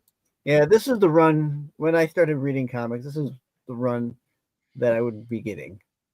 So I remember reading this book back in the day. I haven't read it probably since, but I remember this being a really good book. So I'll give this a thumbs up. You're not going to go wrong with a Claremont Byrne. No, book. not from this era. And again, I didn't want to go first because I wanted to let the boys talk. But yeah, this is classic stuff. This is good. It is wordy. This is a different time for comic books. Comic books are not made this way anymore with this many words. But the words are good. John Byrne is a storyteller. That's another lost art in today's comic medium where it's splash page after splash page after splash page inside the book. Telling a story through panels is a skill that not every artist has. John Byrne has it. So yes, I will highly recommend this book and this read. I misremembered. It happened at the end with Wolvie in the sewer. He doesn't say I'm the best there is thing. That's not until the next issue when he fights the weird ninjas in 133 or 133. But when I did Wednesday watch list, I thought this was the issue with him saying, "I'm the best series at what I do" when he was in the sewers. But he is in the sewers at the very, very end. But it's not where we get that. I did get a warm, fuzzy feeling when I saw the last page and it said "Enough said." Yeah, that was it. That was it. That's the lead in. It's like I missed that. Enough said. Yeah, and the other thing, really quick, is it's always good to have a cover where the X-Men got the crap beat out of them too. So just want to throw that. Yeah, and we just need Sebastian Shaw without a shirt the entire time. Like I'm telling you, it was like Fidelio. That's how you get in. You got to drop the line. Everybody's dressed up like it's an eyes wide shut party. It was. An eyes wide shut party up in here. You know, as a kid, you don't realize. Wait, what's going on? He's not hearing enough Bruce, though. Okay, our next retro book was Bruce's suggestion. So if you guys don't like this, you know who to blame. And he decided to try to be a peacemaker, to bridge the gap, to connect the worlds of DC and Marvel here together, and still mess with Dub and still give us X-Men. But we've got X-Men and the Teen Titans crossover book. Yeah, you guys can go first. I don't want to go first. I know Styx read this. We'll let Styx go first. I know I've read this. God, I don't remember if I liked it or not. I'm not. I'm gonna say it was okay. Who wrote this? This is Perez on the cover. Well, Simonson did the art, but I don't. Who the hell did write it? I don't know. I'm trying to remember who did write it. Sure. Let me see. Let me find it. But Simonson did the art inside. And again, Styx wasn't prepped, but I didn't give him the list of books that we were reading. So, like I said, I don't want to put him too much on the spot. And I know I read this a long time ago before today, but rereading it today, I will take that assessment. It was all right. It wasn't what I remember. It's written by Chris Claremont. It was Claremont. Yep. Wasn't exactly what I remembered. And this is a wraparound cover, by the way. I didn't want to show the whole thing there. But I'm glad you said that. I remember this being so much better.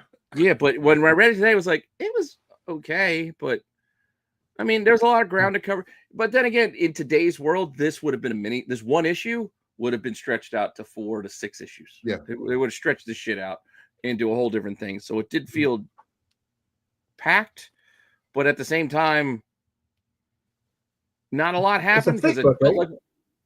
Yes. What's that? Yeah. It's a thick book, right? Yes, prestige format. It is on the thicker side. But like we spent a good bit of time like setting up the X-Men side of things, and then X-Men disappear. And then we go over to the DC side of things, and we're seeing what the DC characters are doing. And then we're getting Dark Side. It felt long. It felt long. And I don't know. Like I said, I remembered it more fondly as being better than.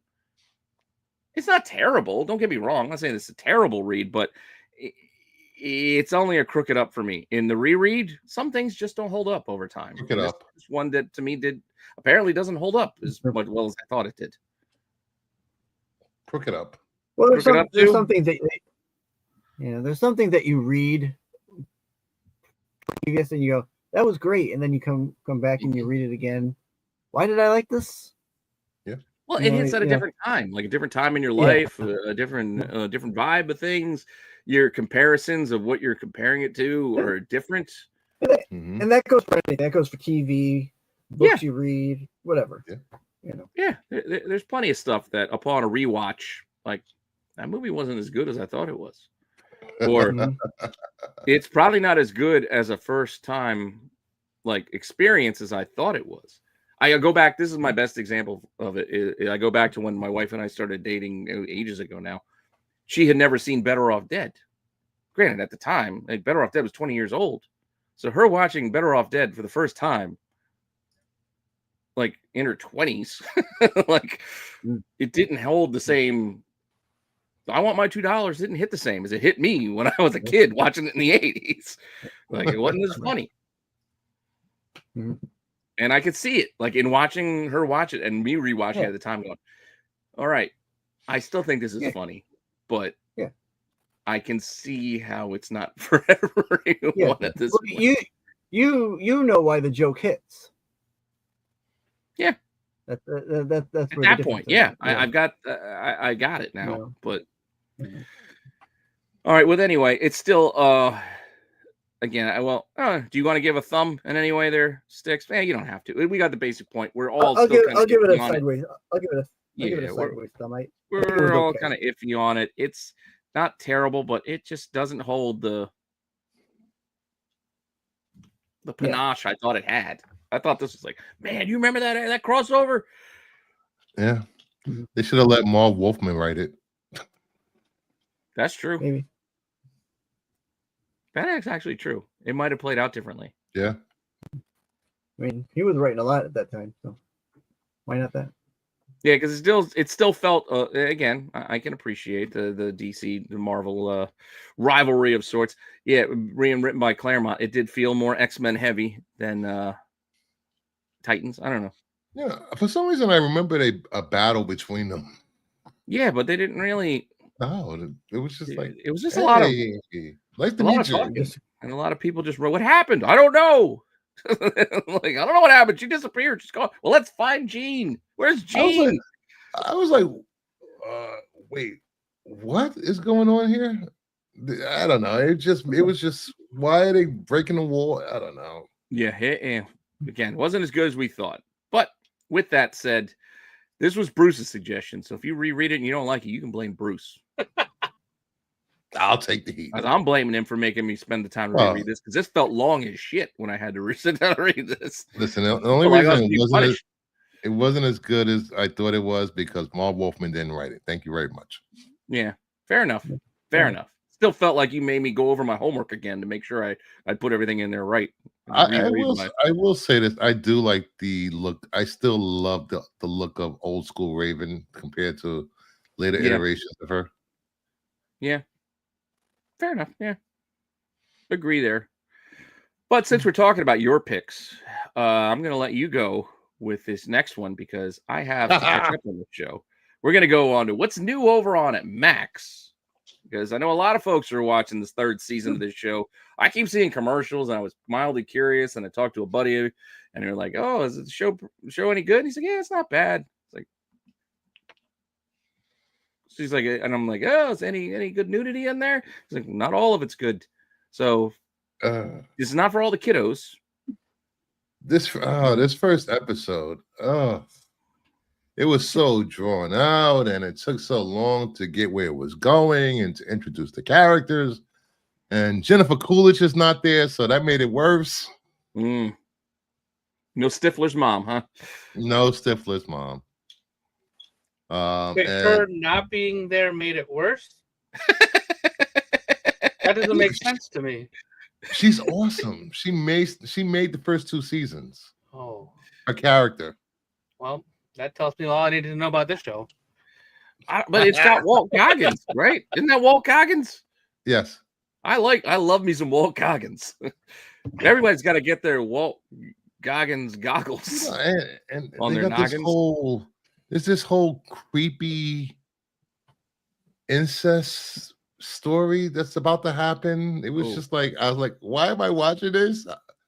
Is somebody going to come arrest me? What's going on here? Okay. Now you got me second guessing whether I do want to jump into the show. But I will also say this. I feel like they promoted the hell out of this. I saw this getting pushed on the goddamn Food Network. They're talking about this on the Kitchen. I think it was the Kitchen last week. They're talking about this damn show. I think they were talking about it on WWE. Like, it's just everywhere. They were pushing. I'm going to finish it. I'm going to watch it. Still watch the rest of it. I'm just hoping that it actually shows me where this season is going, because there was a lot of hints and stuff that I'm like, wait, what's going on? I don't know. All right, so they didn't spend enough time on each character for me. I know you're going to be crooked either way. Yeah, crooked up. What was that? I saw a birdcage comment. What was that? Damn right. I love the birdcage. The birdcage is awesome. Madonna. I can rewatch the birdcage anytime. Sure. Martha Graham. Robin Williams was a genius. He was. That's true. Agreed. I mean, he had his issues, obviously, and a good chunk of the 80s, he's probably, as Marco would say, what do we got? We got Marco Strong. Yeah. You guys know what I'm getting at. Coke and hookers? That's right. Coke and hookers. Yeah, I got some Coke and hookers. But damn it, he was funny. That said, all right, so we're going off of Bruce's opinion there on the White Lotus as our only viewer so far, I think. Well, unless Sticks, did you watch it? Okay, No, just check. I never heard the show. Yeah, Really? It's over on HBO. It's good. It's really good. I hadn't either, and I saw the commercials. I know what you're talking about with the commercials, Pete, because I saw those commercials. Yeah, they've been pushing them a lot lately, which has got me going, yeah, maybe. And then, like I said, I got together with some friends over the weekend, and my buddy was telling me, he was like, yeah, it's not bad. He's like, it's kind of interesting. I'm like, all right, well, maybe I'll get back to it. But with that said, let's go over to Disney Plus for the finale, the end of the road for our friendly neighborhood Spider-Man. Spider-Man. Wrapping it up. So were there 2 episodes show I today? didn't want. One. I didn't see it today. What's one? 1 episode today to wrap it No, up. there's 2. Oh, there was 2. You were 2? Yeah, it was 9 and 10. Wait, I didn't see 10? I thought it was only 9. Nope, 9 and 10. Oh. They Oops, finished I the gotta watch whole another one. thing. To the point where I still got to I told you I took a nap. I took a nap actually during the last episode, and then I woke up, and then I had to rewind the last 10 minutes and rewatch the last 10 minutes. It wasn't because the show was boring. I had a long day at work. I was at the office. I was tired. But anyway, I rewatched it. I had to take a picture of my television screen because there's a lot of names that were dropped on a chalkboard that I got to go check them all. I recognized a few of them. So there's a lot of hints to what we still have to come in the next season. I'm not going to spoil it because it did just come out today. We did wrap up this first season. I thought they did a good job in doing so and telling a story and getting us to this point, but giving us a direction ahead at the same time. I'm on board for more, which again is a surprise to me because I did not want this.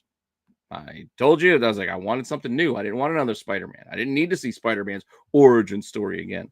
Right. But they did give me something a little bit different, and they even upped the stakes a little bit with that last episode and showing us some characters that we might have not expected to see.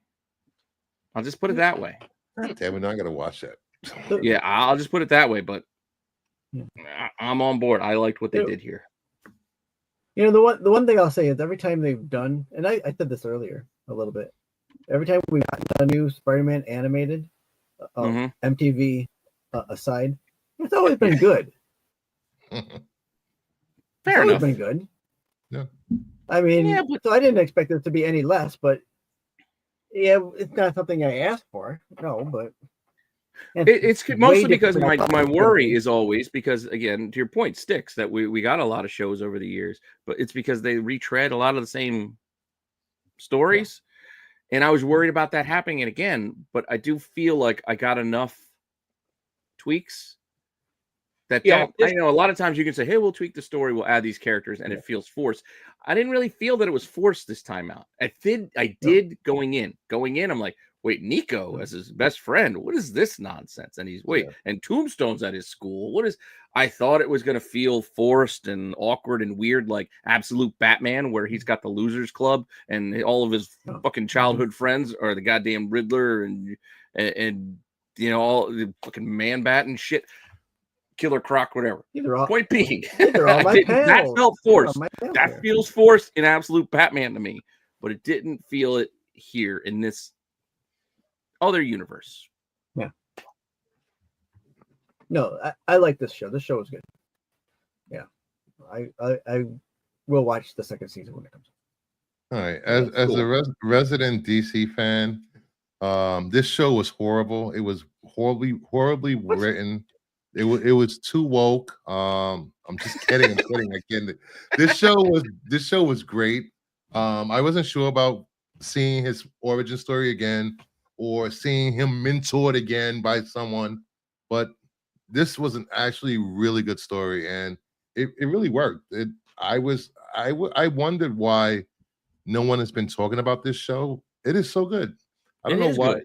Yeah, if people actually sat down and watched it, they'll see how good it was. Because I mean, I get it. It's not canon, so a lot of people can dismiss it because, it's not exactly canon. So they're gonna write it off, or they're gonna say that it's woke, or they're gonna complain. It's like, why did they change these characters around? Really, it doesn't change anything.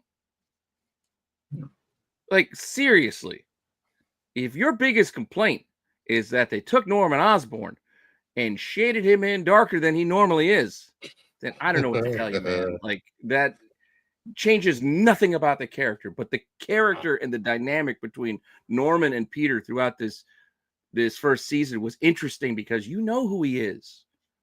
You know where his character is got to be leading, but at the same time, he doesn't seem all that bad. Like, no, he does seem like he's trying to help. Like, it is very engaging, and it was interesting. Come into my web, the spider said to the fly. Yeah, I don't know. So I like this. I like it a lot. Yeah, it is what it is. If they would have started, so I didn't watch today's episodes, but I'm caught up besides that. If they would have started this show with the Uncle Ben and the robber and the wrestling match, I would have turned it off after that first episode. They would have been done. They didn't do that. They didn't give us none of that. It was in a whole different way. And at the right off, I'm like, wait, what is happening right now? What am I watching? And then I was hooked after that. And then I wanted to see, who's that? I'm telling you, what you guys, you got to watch the last episode. Then, like I said, a character is there, and you go, what? This is different. You'll see when you get there. You'll see when you get there. So you'll see when you get there. I'm definitely looking forward to seeing it. I'll watch and I'll ask. Yeah, just why I don't want to ruin it. I don't want to spoil it for people again. Yeah. It just came out today, so I want to give people time.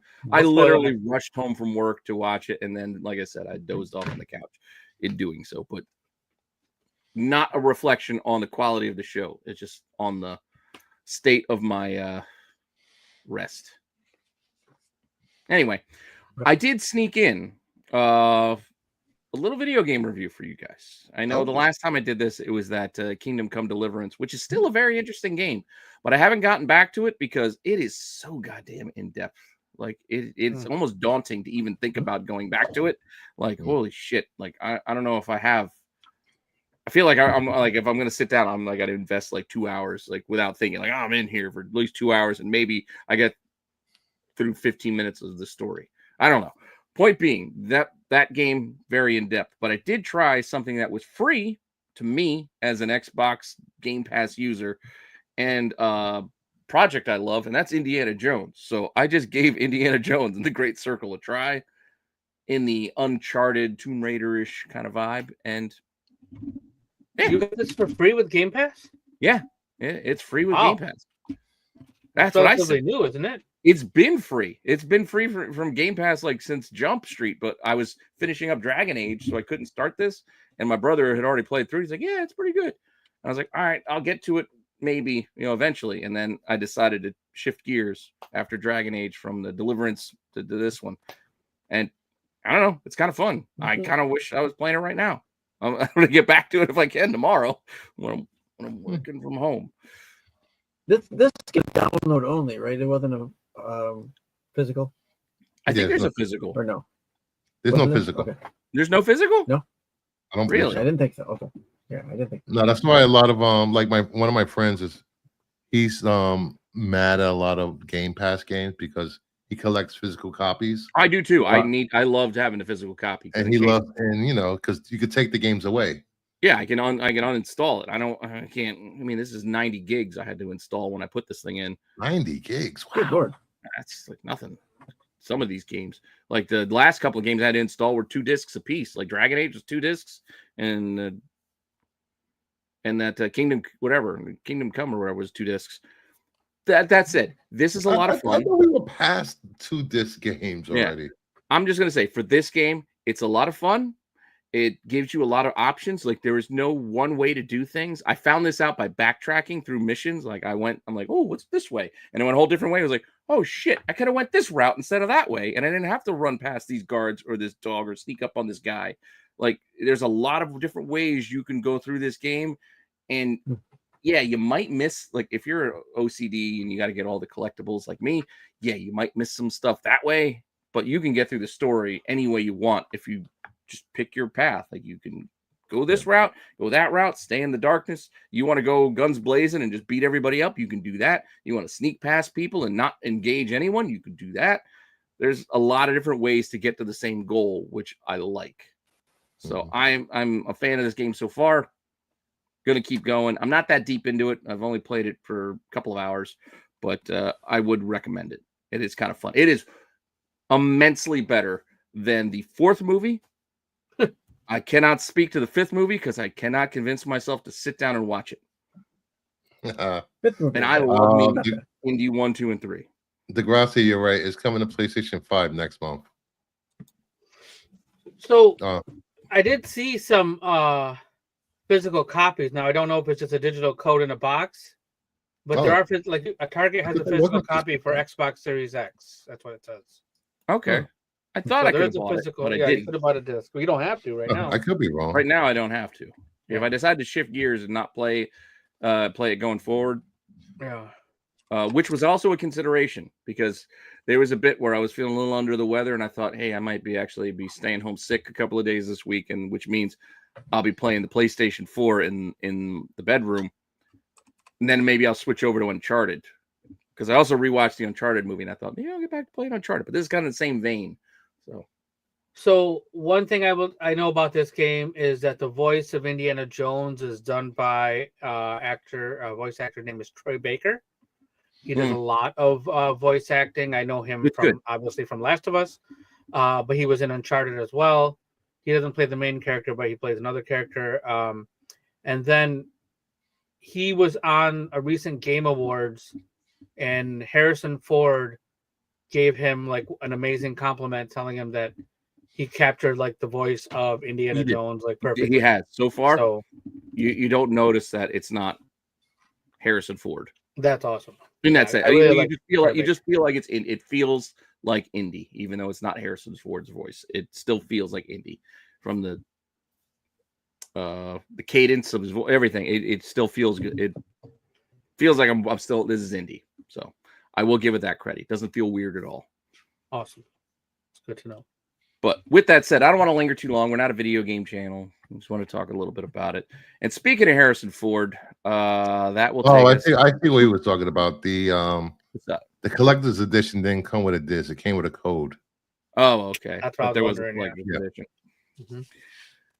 All right. Well, Harrison Ford is in our movie this week that at least I made it to the theater to see it. Captain America, Brave New World. Does our DC guy want to go first?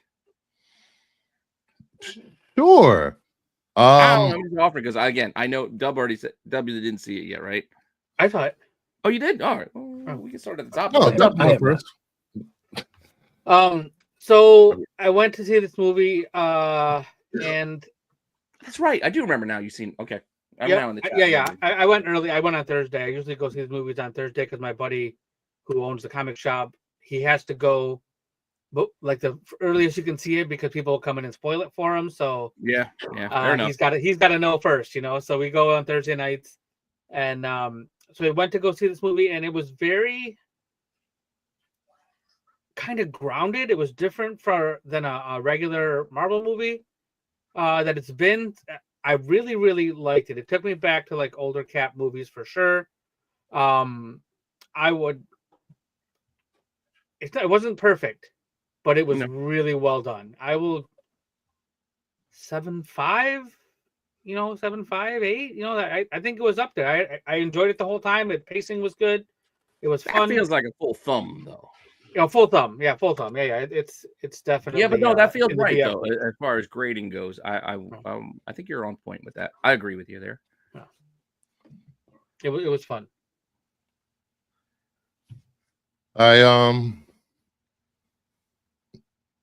I really enjoyed the first 3 Captain America movies, and I was hoping for a new tone and a new way to see Captain America with him playing him, Sam Wilson as Cap, and it did disappoint. It was a good movie. It didn't have that jokish tone that we've come accustomed to with the last few phases of Marvel. It, like you said, it was grounded. It was literally a Tom Clancy novel with superheroes. Yeah, I got you. Yeah, it did feel a bit. That's a good Patriot game. You know, don't listen to the critics. Don't listen to people that hate everything. Go see it for yourself. Thumbs up. Yeah. You see it, Sticks? No, I'm gonna speaking. I will ask, does Harrison Ford at any point say, "Get off my plane"? No. No. No. But I like to imagine in that movie, what was it, like Fire or something, where he punches some guy off a porch. I like to imagine in my head that he says, "Get off my porch" in that movie. So, but no, there is no "Get off my plane" in this one. Yeah. Well, okay. But I will also agree with the boys. I told you what I was worried about going in. I know we've talked about this movie ahead of time going in, and I was worried that we were going to get something a little too preachy, a little too slow, a little too political themed, in the vein of, hey, it's George Lucas instead of focusing on the Clone Wars, let's talk about trade blockades and stuff like that. Like, I was worried like shit like that was going to be the problem. Like, we were going to be stuck with all these not to spoil anything, but you had the Celestials and there were some political arguments and some maneuverings there, but they didn't focus on that. The focus of the movie wasn't there. It was in there. It gave context, but that's not what we spent all our time doing. And yeah, it does feel like Tom Clancy was a good analogy. It does feel like a Tom Clancy movie, and it was a lot more fun than I thought it was going to be. Not that it's silly or goofy or anything like that. It was a good story, good adventure. I was intrigued. Even my son was in. He was on board for it, so it wasn't like boring for him. He was asking questions. He's like, "Who's that?" Because he didn't remember the leader, because I don't think he saw the Ed Norton Hulk. So I had to fill him in on that. But again, I'm not spoiling anything. You've seen him in the trailer, so you know the leader's in there. But it was good. So full on thumbs up. Do not let other people tell you what to do, even though we're telling you what to do. Which is go see the goddamn movie for yourself. Yeah. Listen to us. That's all. Just see it for yourself. Like, yeah, don't get deterred by people telling you whatever they have, whatever their specific intentions or people got are. agendas. Don't worry about Rotten Tomato scores and film critics and all that nonsense, because all of them have an agenda. It doesn't matter. Listen to the people that you particularly trust. I'm not saying that you have to trust us. We're just giving you our opinion. Whether you take it or leave it, that's up to you to do. Just believe in who you trust and follow that opinion. Don't just listen to online chatter and like I said, film critics reviews and Rotten Tomato scores and Metacritic scores, because all that stuff can easily be manipulated. And if you look at some of the credentials of some of these critics they review, they're bloggers, they're YouTubers. They're not even. Who are they? Who cares? Like, why you listen to this guy? This guy. Like, you know, I watch a lot of movies. And let me give a little context for the scores these critics were given. IGN gave this movie a 5. They gave The Penguin a 5. Penguin was awesome. So they gave this movie the same score as the Penguin series. Yes. Okay. And the cinema score, that out of 10 was a B-. That's lower than Madam Web. Get out of here. I saw Madam Web. I still lower than Madam Web and Morbius. I saw Morbius as well. And I'm not as big a fan as Marco is for the project, but I will say that it's got its charms. But that said, this is nowhere near the level of Morbius. Let's not put these in the same conversation. It's a different film. It is what it is. Again, comparing this to Sony movies, Sony Spider-Verse movies is disrespectful. Trust who you want to trust. And I'm saying you can trust me because I actually minored in film in college. There you go. And I'm a DC experience. fanboy. Yes, I have a degree in journalism and a minor in film studies. So I know what I'm talking about when I talk about movies and giving critiques. Why do I feel like you should have a sweater on drinking hot tea right now? Oh, don't worry. I'll be drinking hot tea once we're done here because that's the late night plan. I got to get my extra sleepy time in. I agree, Terry. It would have been nice to see a more comic accurate leader, but he wasn't. Yeah, I don't think it was awful though what they did though.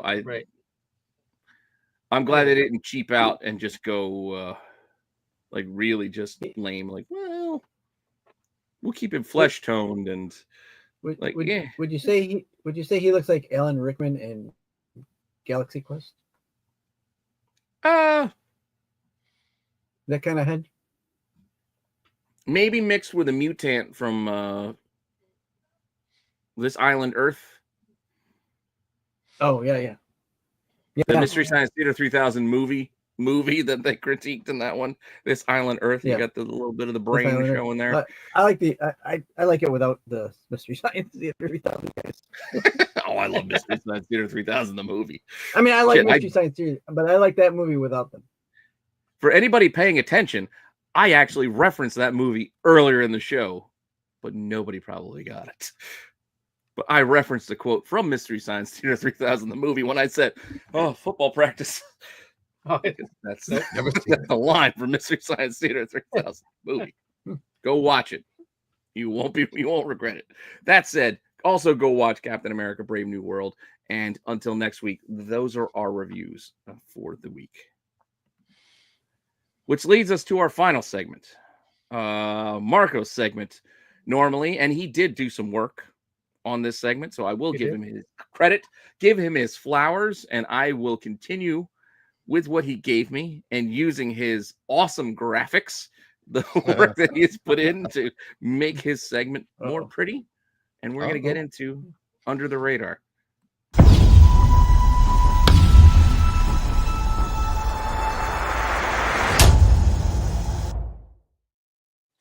But first, I need to save that one, close it. Say the thing is to get ready. I got to have this ready to go.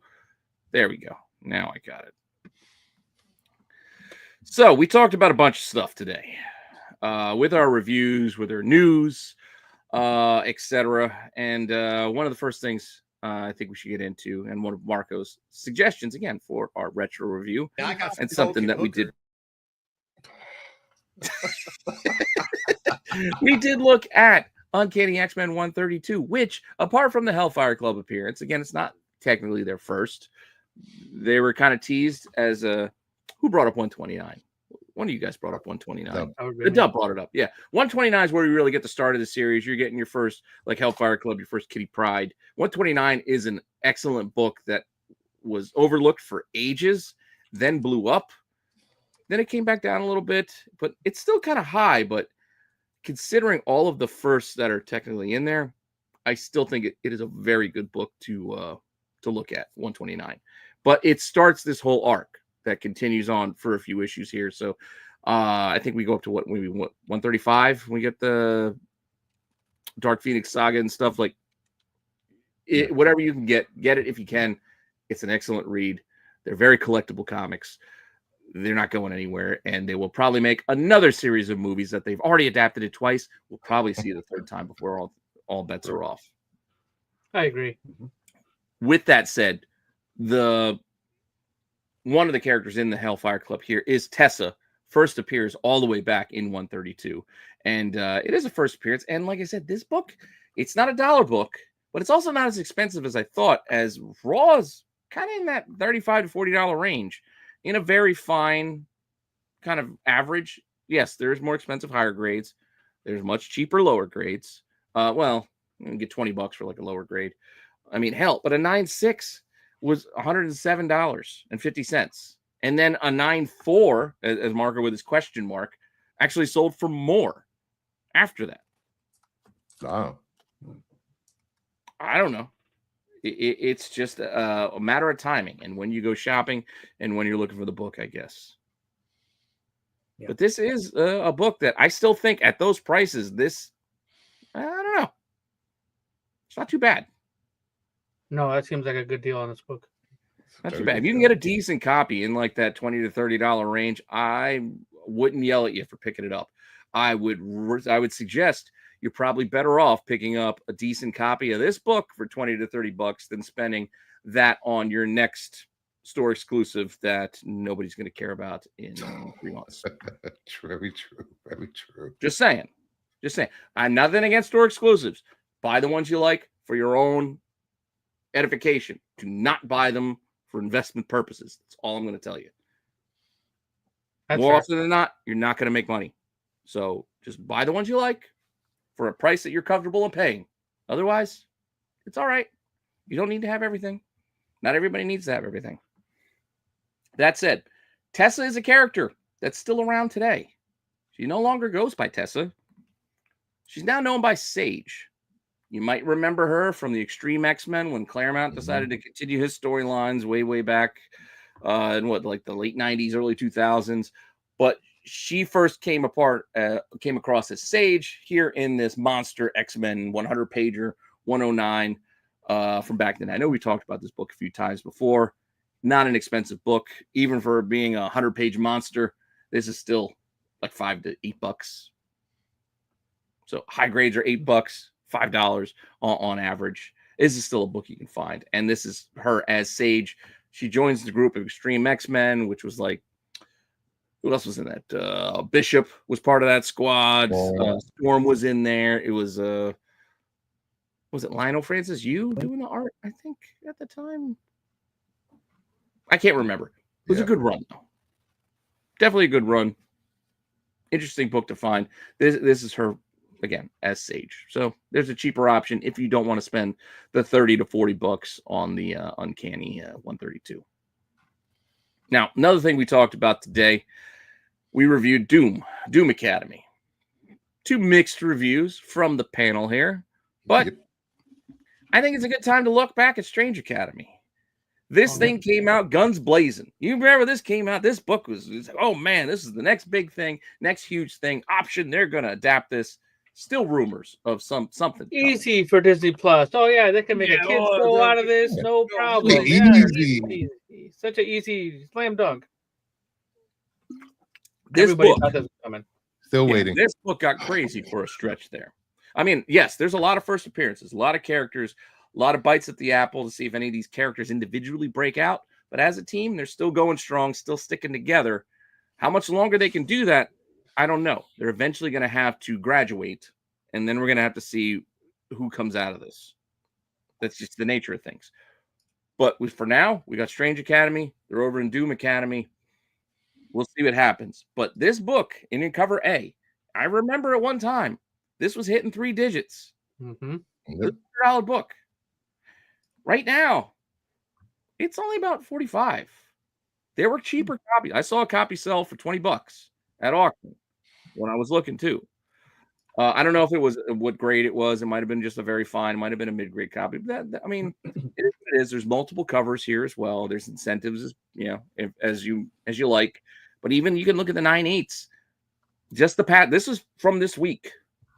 The 9/8 was 130 to 180. That's the range. That's kind of a wild range for a 9/8. Mm-hmm. Give that sort of a $50 window, like a price. That 139 being the last sale that I saw, which, well, I'm sorry, it wasn't the last week because it's the 19th. I think I went over the last month. So over the last month, that's the range. But the last 9/8 sale I could find was on the 7th. So 139 was that mark. But I don't know. I don't know what you guys think. I'm not saying buy a 9/8 for $180. That's not what I'm telling you. I'm just saying if you didn't get it, if you could find it for a decent price. Walmart packs. Yeah, there's the Walmart one too. Yeah. If you can get a 9/8 in somewhere, I mean, I know what you said, 130 to 180, and if you can get one somewhere closer to that $100 price point, that's where I would happily buy another copy or 2 of this book at the $100 Yeah, or if you can get a really nice raw copy, because again, the averages are only 45. It's not hard. This book isn't that old. You can find good raw copies. That's what I'm saying. Yeah, exactly. It's not an old book, so it's not hard to find a high grade copy. You take a look at it. As long as it's not major damage, it's probably not that hard to get a 9.8 if you want to give it a shot. Yeah. But with that said, a lot of character first appearances that do carry over and are transfer students into Doom Academy. But also, one of the instructors made the move over to Doom Academy, and that's Jericho Drum, who used to be the Sorcerer Supreme, but we all know him as Brother Voodoo. First showed up way back, Strange Tales 169. I know what you're going to say. Why the hell are we looking at Strange Tales 169? This is not a cheap book, but it is not as expensive as this once got. This is another one of those books that for a time got very, very pricey. So I wanted to see where the prices are now to see if they are more palatable. Higher grade, like very fine, is on the higher end for a book like this. I mean, this is a book from the 70s. You don't expect every book you buy from this era is going to be a 9.8 when you buy it. Like that's just not, that's unrealistic. So a very fine is a decent grade for a book like this. And 190 is a pretty solid price, but even the floor on the lower grade stuff is still at like $75 if you can find one of these out there. Like very good. You're talking what, 2s and 3s, that kind of range. Still $75. Yeah. Granted, high grade, a 9.6 was only 13. I don't want to say only $1,300, but I preface that by the fact that just a few months ago in June, it was $1,800, and that's not anywhere near the all-time high for this book, which was a couple thousand at one time. But again, I know pandemic times, a lot of books got crazy, so we can't use some of those high watermarks as an example. But to go from February, from June to February, and it dropped $500. I don't know if this is now like a buy it price at $1,300. That's not a market I play in. So I'm not personally going to tell you that it's a buy. I'm just looking at the numbers and say, well, it's trending in an interesting direction, because I still don't think this is a character that will just disappear into nothingness. I still think Marvel will use Jericho Drum at some point. Well, hell, we had him in the movies, right? Well, we didn't have him. We had his brother in the first Doctor Strange, right? Yeah. Lou Diamond Phillips. Was that the character? Or no, he was the other guy. No. It was there was like in the first Doctor Strange, he was like one of the defenders. It was his brother. It's not Jericho. What's his brother's name? The Ghost. The Ghost he always talk. I can't think of it. Point being, I mean, I draw a. You guys watch me enough when I especially do my film shows. I get brain farts all the time. I don't remember shit. Daniel, you're talking. Daniel Drum. Yes. I'm thinking of the guy. I think was one of the defenders there in Greenwich Village. But still, interesting book. I was thinking of the guy in the basement there that Lou Diamond Phillips meets up with. I got you. Yeah, because he got he trained to get himself to play basketball. Yeah, he just wanted to be able to play street ball. Okay. We all have a dream. But as I mentioned before, at one time, and we may see this again, we may see this on screen when Benedict Cumberbatch decides to hang it up and say, you know what, I'm done. I've had my time in the Marvel universe. I don't want to do this shit no more. Maybe we see a new Sorcerer Supreme, and maybe we do see Jericho get that mantle for a while. That happened in this book. Again, I know we talked about it on the channel before. New Avengers 54. Still a very cheap book. I'm sorry I didn't change the title down below. Don't pay attention to that. This is not from June 1973. This is from the early 2000s. Yeah. Because this book, it's like $4. Oh, wow. You can get a newsie for 20. So if you can find a newsstand. I got 4 of these. Wow. People like the newsstand, which does not have the rated A. Just plain old barcode is the quickest way to identify it in a newsie. But yeah, they're like $18 to $20 for a newsstand, where a regular one here it's like $4, $2, $3. dig, you'll find it. There's a lot of them. I still grab these. When I see them in the dollar bin. So yeah, because you can would find say them. New Avengers 54. 54, yes, New Avengers 54. This is what they tried. Even Doom came up as an option. This is when Doctor Strange was searching for a replacement for himself during this event, and Doc Doom was in there. He was mentioned. He was considered, but it ended up being Jericho Drum when all things were done. We're time. Doesn't he get it? Does he get it at the end of 53? But we don't. He doesn't say that he's the Sorcerer Supreme till 54. It's something like that. Like, yeah, you want to get this whole kind of run, just like right at the the line. last little square. Like he's. Yeah, but I believe he shows up in full regalia in this issue. In this one, yeah. Cloak of levitation and all, and is just there, ready to rock and roll. Now, with that said, time to talk Dungeons and Dragons, folks. Yay. It was in the news.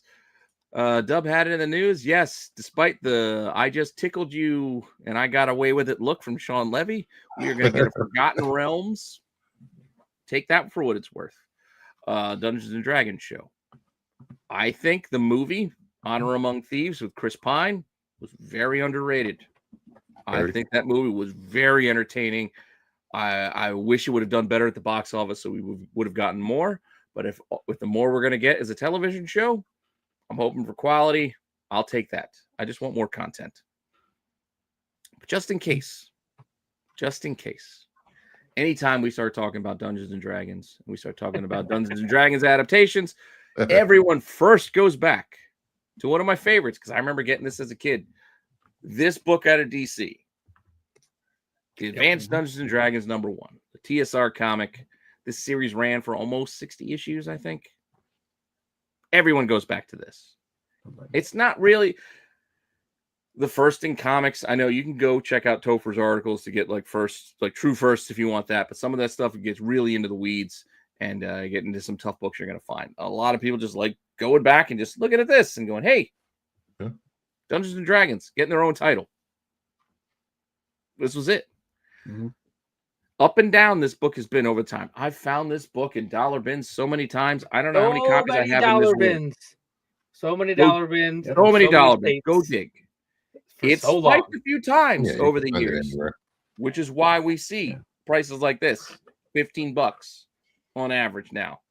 High grade newsies are going for like 30, but that's just because of the recent news. So this is a spike in price right now. So is now the time to buy?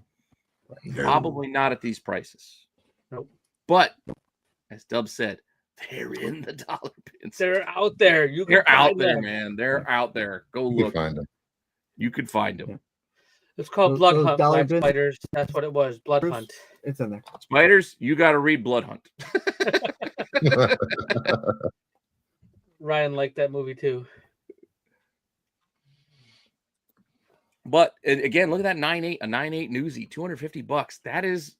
That is a gamble you might want to take on a high grade. If you can get a high grade for $30, get it graded, and then sell it for $250, that is a nice premium. If you can get it done. Brad Morales. Oh, Rags. I did a show. I did a show once with Rags. Well, what happened? It sounds. He's an interesting character. Nice. He like me. he liked to partake while we were doing what we were doing, and yeah, he got into some interesting topics when we were doing that show. But I do like his art. That said, everyone goes back to this book. Don't buy it for these prices. Go digging. You can find them. But I think what people are overlooking, as we said, it's very clear. Levy said he's doing Forgotten Realms, which I know it's kind of hard to figure out the difference in D&D terms, what that actually means, but they're kind of like, I don't want to say different universes so much as they're just kind of like different areas, different stories. I mean, you got like Baldur's Gate stuff and like, I don't even know all that stuff. I'm not that much into it to be able to really explain it, but I can tell you there is a difference. Well, it was a way for them to separate like stories under umbrellas. So like if magic works a certain way in Forgotten Realms, and every Forgotten Realms book, it worked that same way. Yeah. So that was just a way for them to like Dungeons and Dragons was so big that you were able to separate it into smaller sections, so like everything stayed consistent within that section of stories. Yeah. So a number of viewers, again, the last week or so since I've talked about the D&D stuff, even like OLI, I think you guys talked about OLI on the Qualified with the D&D books. Yep. Even in the comments, I got plenty of comments, people sending me messages like, what about the Forgotten Realms series? Why is nobody talking about this? I don't have a good answer. I don't know why everybody's ignoring this, but I will tell you to go and dig in those dollar bins because you can find these Forgotten Realms #1s in the dollar bins too. Does that mean yeah, it should be forgotten. Don't pay attention to the text down below. I'm like sloppy marker work here. This is 1989 though. This did come out the year after the other book. But this book, it's $2. Like again, this is nobody's buying this book for anything right now. But we don't know. I don't know what they're going to focus it on. Well, we won't know until we get casting news. Yeah, actually. we get casting. Right. But this is an easy book that I would say, just in case, it doesn't hurt. If you find this in a dollar bin, just go grab it. I'm just waiting for them to announce that Dritz Duarden is going to be in live action, and I'll be happy. Well, that's what a lot of people are banking on, which is why we're going to talk about this book next, because this is the one a lot of people are going towards when they heard Forgotten Realms. Let's go this way. So a lot of people are going for Dritz. Dritz. And again, Dungeons I and know Dragons for there might be a true first than this. Please go check out Tover's articles for that. But this is the book that most people gravitate towards because why dub? Well, I mean, he's on the cover. He's on the cover. So he's right there. Like this book. On the cover. And this book has been pricey for a little while.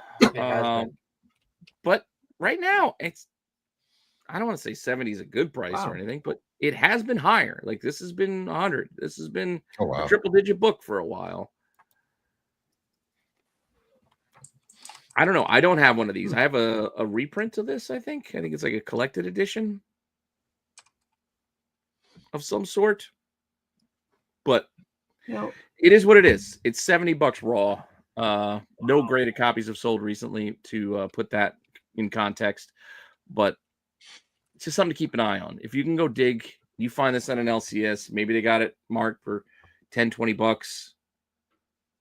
You make that call yourself. I would pick it up all day for $10, $20, but that's what I'm saying. It depends. You make the decision for yourself because I don't know what your LCS might have this for. Yeah. But that's probably your best. The one LCS that we've got with all those boxes, I wouldn't doubt that's in the indie books. It means devils do. Now you make me want to go there this weekend. Damn you, Sticks. Damn you. Go dig. Here's another reason why. Here's another reason why you might want to go and dig. Because apart from this book, which might be considered his first appearance, whatever, I wouldn't sleep on the miniseries that he got to. He got a 5-issue run. Once it went over to IDW, so this is a little bit later, going into 2011, but there's a 5-issue run, and there's also A and B covers on this, and I think there might even be 1 in 10 incentives, which is a whole nother animal. We're not going to get into those. I'm just talking about just the regulars. And I'm only showing you issue 1 cover A for now, but there are 5 issues. I would consider getting all of them because it's not like, hey, issue 1's his first appearance. We already know it's not his first. It's just get the entire run because they all kind of go for the same weird prices, which could be anywhere from like $12 to $30 on the low end. And then there's copies listed for just random issues like $50 for this. Like, they're not easy to find because this was not heavily printed, but they're out there and they've been kind of in this weird range for a while. So I would look for the Legend of Drizzt issues 1 through 5, covers A or B, or the incentives. Or you can find the RI, or it says RI on it, and you did even better for yourself. Look for any of those. Any of those could pop at any moment. going So this forward. was 2011. Yep. Wow. Yep, this series came out in 2011. There's also a regular Dungeons and Dragons run that came out at this time too. There are a lot of mini series. There's a vampire one. There was one that actually had the first appearance of Vox Machina on like a special cover, like that was out of like a convention. There's a lot of weird and interesting Dungeons and Dragons books that we could get into one of these days. I just tried to keep it very general for this because we're just talking about a TV show that may or may not happen. So I focused in on the main title. A lot of people look towards Forgotten Realms in general. Drizzt, because this is the character a lot of people are hoping gets adapted. And then these final two incentive variants, these retailer incentives that I just think are fun. So also around the same time that regular Dungeons and Dragons run from IDW, they had like a storyline where we're talking about Fells 4. This is issue 6. They did an FF1 homage on the 1 in 10. Of course they did.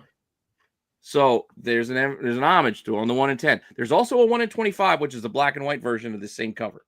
That's the 1 in 25. Be on the lookout for that as well. Don't see that come up a lot anymore. It used to, and they used to come up for cheap. These days, well, sets with number 7 sell for about $100 for the 1 in 10s. Wow. So these 1 in 10s, this is issue 6. Issue 7 is the only thing I saw. That's the only sale I saw in the last like 3 months when I did my research. And I'm going to show you what issue 7 is, because issue 7 is another homage from Marvel, which is why they sell together. And that one is an X-Men 1 homage that they did on this Dungeons and Dragons run, which is a 1 in 10, and there's a 1 in 25 black and white. Again, pretty tough. These together, again, they sell together. It's $100 for the set, so they're $50 a piece. The last couple sales. Wow. But you've been able to find. I've found these for cheaper than that before. Something to look for. Yeah, use a ripoff. But these are just fun little covers, and considering, hey, we're getting Fantastic Four, and we're going to get the X-Men eventually, and we're talking Dungeons and Dragons, I felt like it kind of connected, and I thought it was a kind of fun book to throw out there while we were talking to Dungeons and Dragons books. Because again, I can talk more Dungeons and Dragons books, but these are the few that I thought we would cover today. So, as far as the other appearance goes, that's why you said to go read Topher's article. Yeah, because like the first, like very first appearance, like some of the stuff is like in these like guidebooks, and some of these like Dungeons and Dragons in comic form. Actually, there were some Marvel stories where they had like a page of a preview comic. It wasn't like a real comic, but it was like preview pages of a comic inside. I think like I don't know if it was a Cat book or a Hulk book. He's got it in the article, but that would be the first Dungeons and Dragons like in comics kind of form. I forget which issues they were, and then he's got a lot of weird and hard to find stuff that you might consider the true firsts. But when it comes to the market, there's a difference between what may be an actual first and what people will pay for. I'm sure you're all aware of that by now, because we've been over this Hulk 180 conversation many, many times. So it all depends on what you want as a buyer. I don't care about semantics and about this is cameo, this is a first full. I don't care about any of that. I just want to know what I'm buying, and then I'll make the decision for myself of whether I want to pay that price for a last page splash panel, or a 1-page appearance, or an appearance in shadow, or there was a voice but no view of the character. I want to know that going in, and then I'll make my determination of what I will personally pay for a book, in context of what the market will also pay. But I don't know. Yeah, I don't remember reading stock in it. I remember reading something a while back about his first appearance. Drizzt, I'm talking specifically about Drizzt's first appearance, and that it wasn't in the Devil's Due book. It was in a Forgotten Realms book. It was something, but I don't remember the book off the top of my head of what it was. But what, the novel? We're wrapping up this segment. I can look for it, because again, I can check Topher's article. Because I also write for CBSI, comicbookinvest.com. No, a lot of articles don't come out anymore. There's only a few of us keeping it alive, but we're keeping it alive. We're keeping it going, because I do the Hot 10 still every Friday. I think it's Grand Tour. It's from TSR. Yes. Forgotten Realms Grand Tour.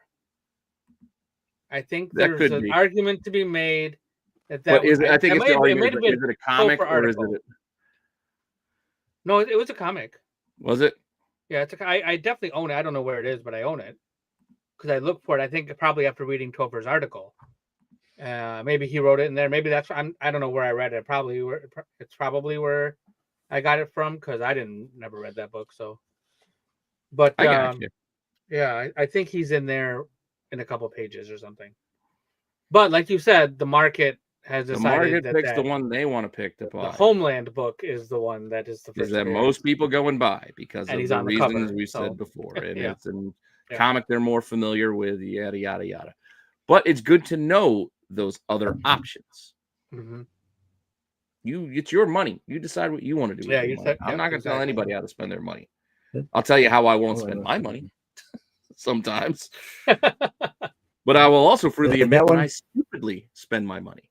Yeah, I think that's the book. Yeah, I think that's it. But it's it's one of those. It's not. I don't know if he was not named in there. I don't know exactly what it was. Named as you show up. It's been a while since I looked that stuff up, so I don't want to lie to you. But I knew there was another book that he said that it was. So this was a first cameo of just Do Urden. First cameo. See, and again, it's all context. Exactly, and again, don't let go back to the market. They're because I even hate using those words with cameo and first full because those can get tweaked and twisted and fit into narratives that people want to sell you, because these days it's not as straightforward as it used to be. Back in the day, that's why we always make the joke. Back in the day, character showed up, first appearance, they made a big deal. They put him on the cover. They're introducing this big bad this week. This is who we're facing. Mm-hmm. On the cover, first page splash, no doubt about it. That's what the story was. Then we started getting the tricky bits where, we'll sneak them in, and all of a sudden it's a shadowy hand that we see here. Right. I mean, or a little tease there. I mean, hell, you look at Carnage. Carnage kind of showed up for 2 issues before he was on the front of 361. And it was him. Yeah. He cameoed twice, but they're cameos. People don't care about cameos. Yeah. But why don't they care about cameos? I don't know. Web of Spider-Man 18. Yeah, Web of Spider-Man 18 is supposed to be Venom. You're pushing somebody in that goddamn subway train. It was supposed to be Venom. But at the time, they didn't know who Venom was going to be, so they didn't show you shit. They just showed you Shadow. Yep. And then even in ASM 300, like 298, 299, you get that last page. Venom, look at me. I'm here in the last page. But he also showed up in 298 too, I think, for a panel. Eddie Brock was like flexing. He was doing some exercises or some shit, and he saw some symbiote stuff. Yeah.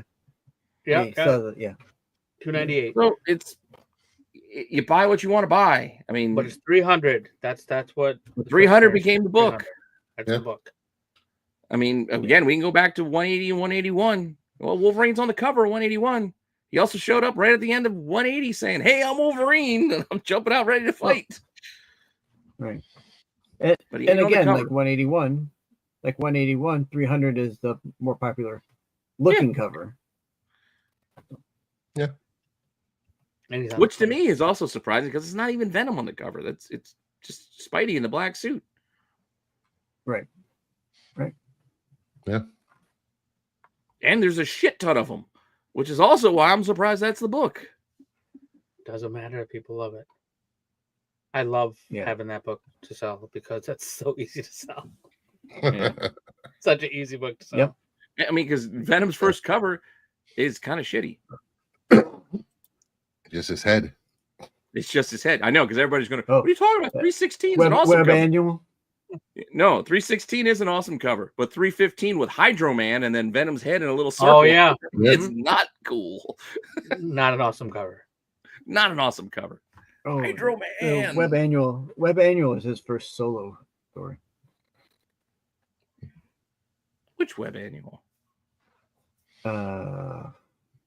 6, 5. I don't remember. He got his little Venom head in a little circle on the cover. That one and there's another because it's like a 2-part insert story in the annuals. These are all things they're out there, and then people decide what they want to buy, and then they listen to other people to tell them what they should buy. I don't know. There's nothing wrong with people telling you things.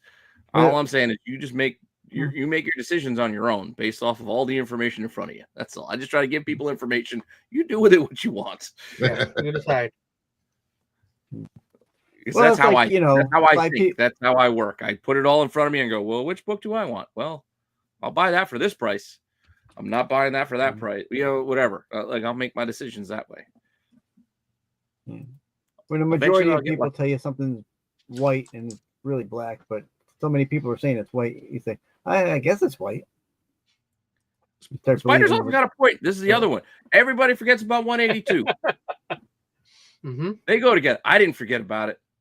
I made sure that I got in a 2.5 range for 182 because that's what I got for 180 and 181. I got 2.5, so I was like, I wanted a 183 and a 2.5.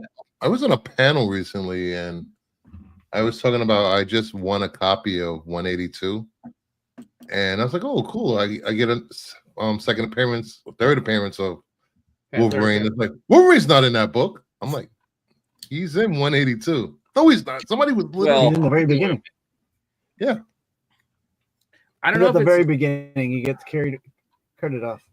Is it his third or is it his fourth? Because I don't remember when Giant Size got released. Because Giant Size is in the mix there too. Right around that time. That's why it could get tricky about if we're talking about after first, second, third, fourth, all that stuff, because Giant Size came out. Continued the story, so it had to be. Just saying.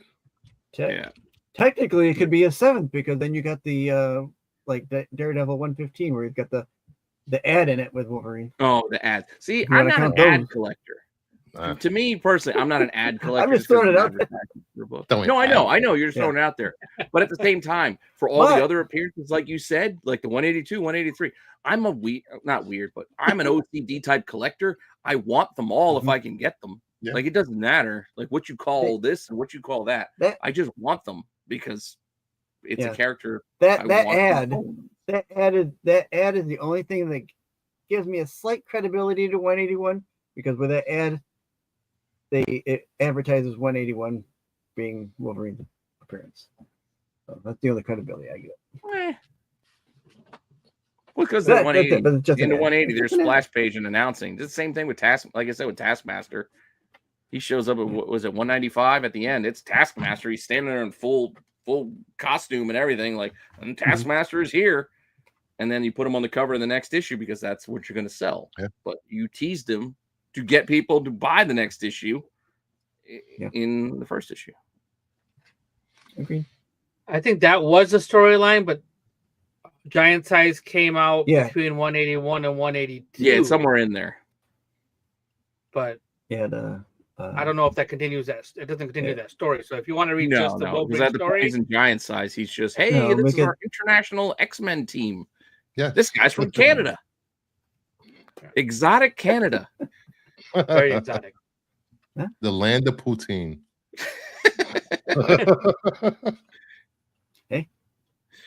If you like just embrace it. Cover did I buy?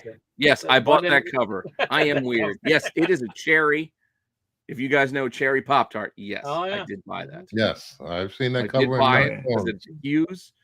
It is also cherry Pop-Tart, which I do have a collection of cherry Pop-Tart comics that are outside of that. I have the Peach Momoko covers that she did a while back. She did a couple of covers too. I got those. I got some of the OG originals. These are things you cannot actually usually sell on eBay because of the content inside them. Well, it's blurred out, pixelated. I don't know about the guts of the book. Oh. Yeah, I'm not talking about what's in the cover, but you try to sell a regular old school original Len. Is it Len Wein? What? Not Len Wein. What the hell's his name? Larry? Oh. Shit, I can't draw a blank. Point being, you can't sell the original comics usually, unless you do it quickly on eBay, because a lot of times you'll get flagged and they'll pull them down because they know what's inside. Oh.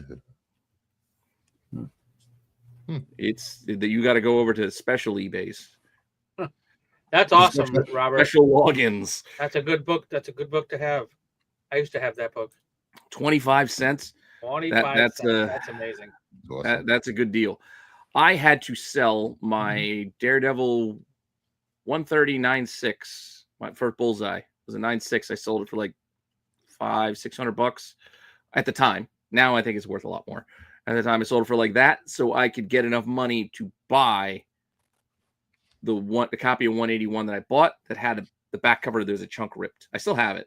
I got it graded, and since there's a chunk of the back cover ripped off, the max I could get is a 2.5. Even though the front cover presents like it's like a 6 or 7, because of the rip in the back, like somebody wrote like a phone number on it, and or they decided to get rid of they ripped the cover piece off so they can get rid of their gum, whatever it might be. There's a chunk missing on my back cover, so it's only a 2.5, and I spent like $7. I think I spent $700 on it. Don't leave. I need your number right down here. It's like $1,500, I think. There we go. Joe got it. Oh. Yeah, Larry Wells. Larry Wells. There it is. There it is. Yeah. I don't know. And maybe I'll show my 181. Maybe that's the book I'll pick for Cliff's Comics. I'm gonna go on Cliff's channel. We have him down below as one of the channels you guys should go and check out. I'm gonna go join him for coffee and comics in a couple of weeks. You didn't choose cocktails? No, he didn't offer cocktails. He offered me coffee, and I'm like, you know what? Coffee works better because Saturday night. I mean, I got to spend some time with family. Yeah. This way, I get out of having to drop my son off at school because he's working on the school play. So my wife can drop him off, and I'll stay here and do the show. That's a plus. So I'm gonna do that drive. Like you can drop. Do you have a date for that? Do you know when you're doing that? Yeah, it's like March. I think I'm doing it March 8th. So after Elimination Chamber, the week after. Gotcha. I think I'm gonna go over to Cliff's. I'll tell you guys about it again. Oh, that's again, the same Cliff, day. we had him on the show. You guys remember we had Cliff on a few weeks ago. I was on Cliff's show on Saturday. Were you? Oh, yeah, that's right. Sticks was on. Sticks was there Saturday. Yeah. March 8th. I'm going on another YouTuber to show off 20 to 25 slabs, and they have to have stories attached to the slabs. They just can't be like, oh, look at this. Yeah, 20 to 25 slabs. That's a lot. You see those boxes back there? Oh no, I'm not saying like a lot of slabs. I mean, I got them too, but to have a story behind it. But wait, I like David Nakayama, so I bought this David Nakayama cover. Unknown comic books. It was part of their buy one get one free deal. They were all in nice high grade, so I sent them all in to get graded. You know, I picked up this Golden Age because I'm a fan of Shazam and blah blah blah blah blah blah blah blah. You know, I want to move from Golden Age all the way up to modern. I want to throw some Saturday morning cartoons characters that I haven't graded comic form. Spider-Man is Amazing Friend. It's 20, maybe 10. I think I could do 10. Is that a 3-hour show? I mean, how long are you going to be on that show? It's an hour and a half show, usually 2-hour show. How do you cover 25 times in an hour and a half? Rapid fire. That's 3 minutes. Like 3 minutes a book. That's your hour and a half. You only got 3 minutes. I don't know if it's more of a story or a haiku that you're going to tell about each book.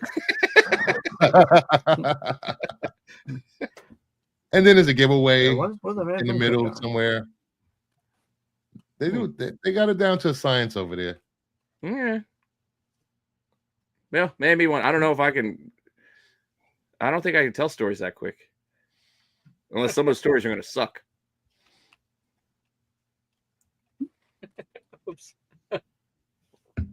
Because I'm thinking about some books like I could talk about. Oh, I got First Silk. It's like, where'd I get this?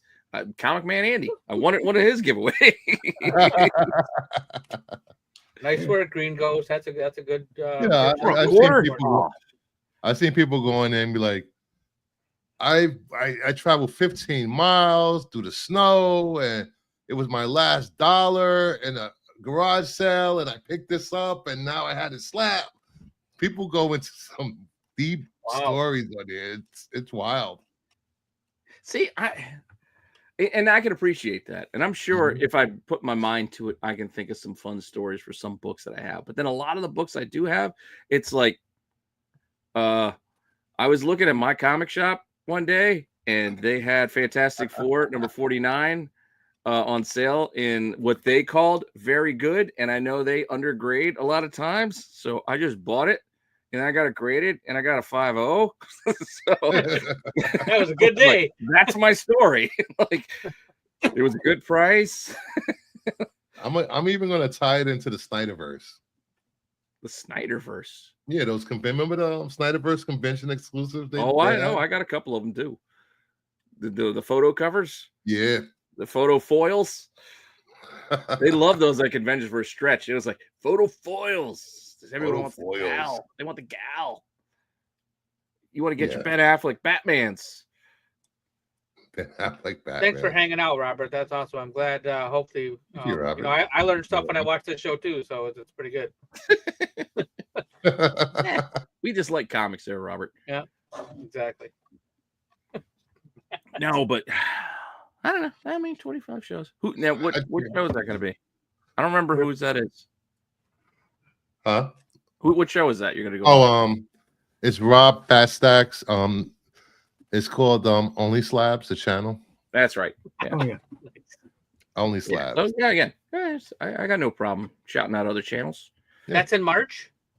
Yeah, March 8th. The same day as same day as me. Yep. Bastard.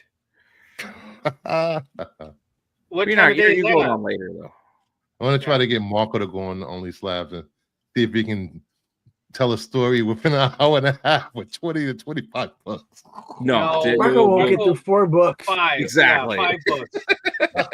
5 books. 5 stories. 2.5 hours. And he'll get in an argument with the host and Yeah. Yeah, why is Do he you taking pay so your long? taxes? You don't pay your taxes, do you? You don't pay your taxes. That's exactly what would happen.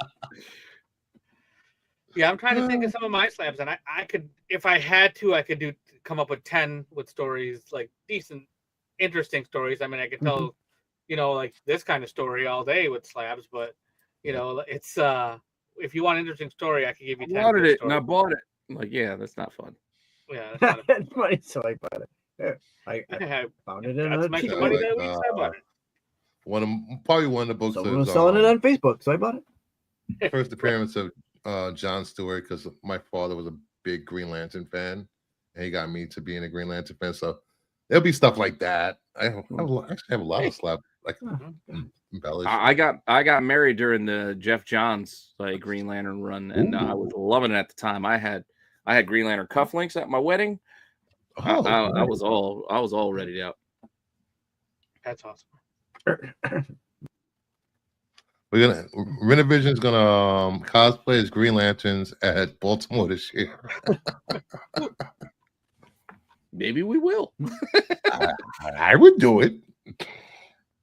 Don't make me be Simon Bad because I'm brown.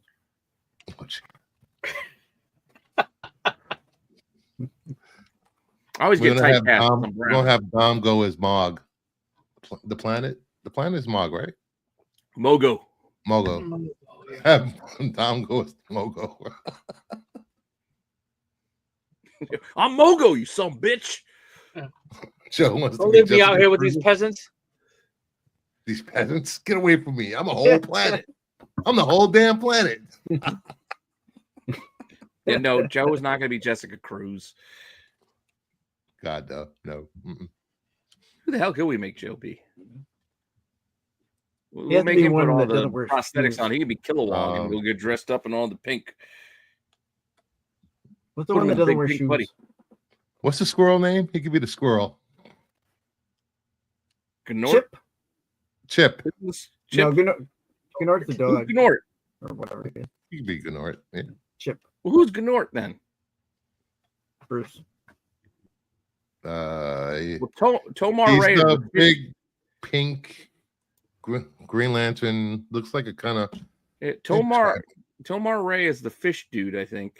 The orange fish guy. And then you got Kilowog. I don't know why we're going to start running down. I know we should have run the after hours thing a while ago before we started rambling on about this stuff, but hell, it's still only just midnight now, so we're way ahead. He could be Kilowog. That's what I'm saying. Joe's got to be Kilowog. We got to put him in the Kilowog. That's Gnort. Yeah, the weird. like he's gonna today's special, like some sort of a Nickelodeon show. He'd be a Muppet. Yeah, you're gonna have a lot of fun with Cliff in the morning. Cliff has a lot of energy at 10 a.m. in the morning. Well, we had Cliff on here. Yeah, I want to have Cliff back on. He and Marker were fun to see go head to head for a bit. I tried to get him on Friday. Guy Gardner. I don't know. Oh, you tried to get him on Friday? Yeah, because I might not be there. If I'm there, I'm late. But I said I'm not going to be there on Friday. Why don't you go on in my place? But he already had something going on. Oh, he has something going on. Yeah. Yeah, I mean, Beard and Sinestro. I think we're supposed to do a once a month show at some point. We just gotta figure out what we're gonna do. Mm-hmm. It's gonna be raunchy, of course. Raunchy comic talk. You naughty boys. You're talking about your cherry Pop-Tarts. And honey dicks. And your dick racing butts only. What was it? Bussy Buster? What did he call it? Bussy Buster. Yeah, Bussy Buster. What? He said that when he was here. You want me to explain what it is? No, it's okay. That's okay. Okay. We can talk about wrestling all you want, Matt. Speaking of wrestling, tomorrow night, the boys are probably doing a wrestling show. Are you guys doing it tomorrow? Oh. We are. Absolute Geek. I don't have the most current. I definitely don't have the most current thumbnail, but we have this one. We still got. Yeah, we'll go with that one still. We'll go with this one. Absolute Geek. I haven't seen a thumbnail. Podcast channel. Check out Matt, Dom, and Sticks. They'll be talking about the latest happenings in WWE. They'll recap Raw. They'll recap SmackDown, and they're going to recap an extra show because they missed one last week, right? So I think. Was it AEW maybe? Yeah, they said they were going to talk about. We had a tape. They did a recorded one ahead of things. Oh, gotcha. That's what it was. Yep. And I remember now. Yeah. Because I was like, I'll hop on. They're like, we were recorded already. We already done. Damn it, I'm free. Because I've been on the show. Dub's been on the show. I've been on there. Yeah. I'm gonna try to make it next week. Dub won our WrestleMania. Yeah, Dub won the Rumble. What?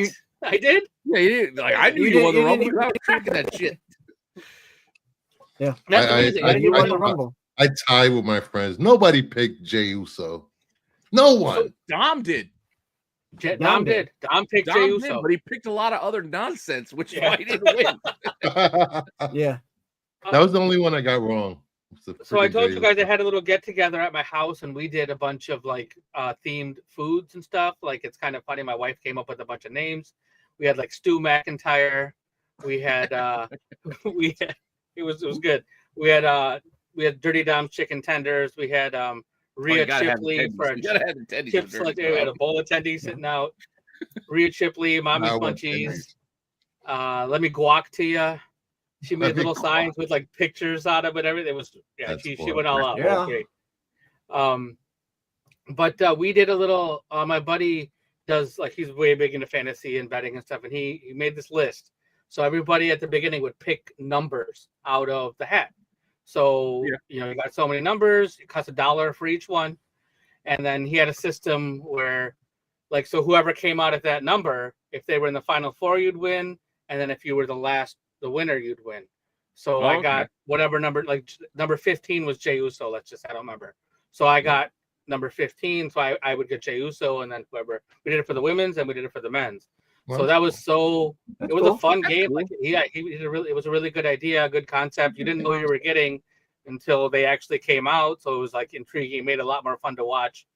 It was fun anyway, but it was a lot more fun to watch with a bunch of people. So that was a fun game. I got Jey Uso in that one too. So I won $10 out of that night. So that was kind of cool. Just for taking a number. I like that. I like that kind of fun. That's a very random. He's good at doing games. I've done dumb games like with the Oscars, where my buddy that will pull out a hat and like for the Oscars, like everybody just pulls out a hat and you get whoever the winner is going to be. But that's kind of fun for the Rumble. Never thought to do it for the. Yeah, the Rumble was fun, and that's a good idea. Yeah, he's really good at coming up with stuff like that. So he did that one, and Yeah. he still has the paper and he saves that and stuff. that's why I did the point system for us, because I figured do something to make it kind of worthwhile. We're going to be talking about it anyway. It was interesting. Like anybody who actually hit the pick, like, oh my god, yeah, like, I got that right. Like the number, so close. I got that one. I knew I got the one right. That was like amazing because I kept talking about like I picked Joe Hendry at 15. I picked Joe Hendry. I kept telling everybody the whole night. You did. At number 15 was Joe Hendry. That was amazing. Mm-hmm. But anyway, going back to the wrestling show tomorrow night. Is it 8 p.m. Sticks? 9 p.m. Eastern on the Absolute Geek. On Absolute Geek. Absolute Geek is linked and down below. And my channel down below. Just go sub up. Just sub up to Absolute Geek anyway. Also streams on Sticks' channel as well. So simulcast on Sticks Boys 73. So you see it right there.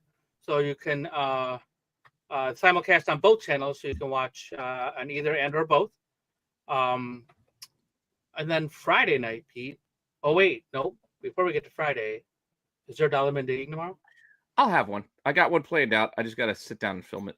I got to make the deck and film it, but I'll work from home tomorrow. I'll be able to get it done. So during the day, probably early evening or right before. Yeah, I usually have it drop right around that time. I might actually drop it right before and then lead right into the wrestling. I might drop it at 8:30, leading right into the wrestling show. And I'll redirect you guys to make you watch wrestling, because I think you should be watching wrestling even if you aren't.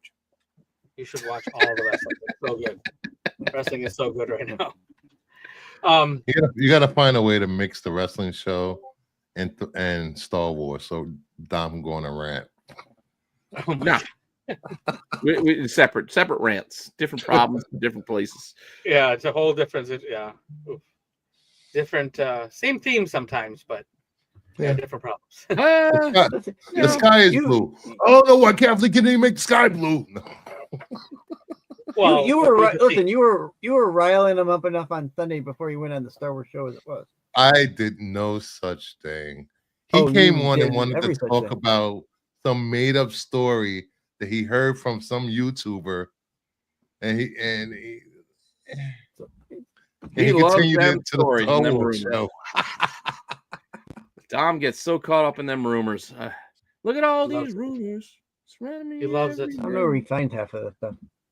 Yeah, we got a post of fake action figures, and I was like, oh no. Yeah, I watched the whole thing, and I'm like, damn it, they're pretty cool. It's not even real. They're not even real, and he knew they weren't real. That's why I never click on any of Dom's links. I love Dom. I still got to see. I was mad about that. I've complained a couple times. Yeah, I was not happy with that. What, Terry? What are you talking about, Terry? Say you started it. Yeah, you started it. It's all right. You guys go and gaslight Dom on Fridays too. You guys mess with him. You get him all riled up. Speaking of Friday, so Friday at 9:00, we right here on Rennavision, you can watch the CBSI Hot 10 show. Tells you the latest and greatest books that are selling, or whether they're selling for a lot of money. Well, a whole bunch of them selling. I will have it for you 9:00. I've had it over a year now, without fail. Every Friday, I'll have it. I have no idea what's going to be on there right now. I haven't even started, but it'll be done by Friday at 9. I'll get that shit done. That's amazing. Consistency. 8:45-ish. Thank you. That's awesome. 8:45. We'll be finalizing that list, finishing up the slides, and getting ready to go. But 9:00 Friday, right here on Rennavision, and immediately following that, you can watch the Qualified, where you can catch Sticks. Maybe not this Friday. Maybe not. This Friday. We'll see. If I'm back, I'll pop in. You can definitely catch Bruce on. I got trivia this week. Dom. Oh, trivia. It wasn't even Friday I messed with Dom. It was on SNS. And then check out Joe and Dom on that show as well. Don't jump ahead. We'll get to SNS in a second. Yeah, right. We're not there yet. Saturday morning. Saturday evening. SNS with the boys. I was just making sure that wasn't your 8 p.m. 8 p.m. Eastern Standard Time. No idea what they're talking about, but I will tell you that it's fun and Kyle it's came back ridiculous. last week. And Kyle was there last week. And what the? Yeah, he came what, back. What? Kyle was back last week. So you never know what's going to happen. That's another thing. You never know what's going to happen in SNS. I think Marco was on SNS for a minute. Yeah, last Marco week. was even there. Yeah. I was like, what the hell is this show? What is Marco going on? showed up for a little bit. SNS Bruce was there? ridiculous. Yeah, Bruce was there. Six was there. Dom wasn't Dom there too? Dom. Yeah, Dom that was. I been showing don't even up know from what was time to going time. on in that show. I watched some of that show. I didn't get the chance to finish it, but wow. Yeah, SNS. You never know what's going to happen in SNS. There's a lot going on Saturday. Yeah, I even did anime. I did the anime segment, which was cool. you took Sam's anime. Yeah. Yeah, we knew Sam wasn't going to be able to make it. We knew no Sam, and then all of a sudden we got Bruce and Marco and Dom and I was Kyle. not rapping. I was not rapping at all. Nope, not doing it. nobody can do what Sam does. No, Nah. definitely not. Only That's Sam okay. can do that. Only Sam could rap and still get a. Keep So good at what? That's how good he copyright is. strike. That's how good he is. Oh. And then Sunday night Star Wars show. Marco should be back in time to do the Star Wars show on Sunday night. I don't know what they're going to be talking about on Sunday night, but I'm sure there's comics involved. I'm sure there's The toys ice fishing? involved. Maybe I'm sure. balaclavas and Yeah, ski right. goggles. You will definitely hear about ice fishing or skiing or missing goggles. I don't even know what else, but that's some of the. Or you guys would be subject to the weird house band that was playing at his dinner yesterday that we all got videos of. Yeah. It's like it's a 6-piece band playing in this little ass room. I'm like, Tiny restaurant.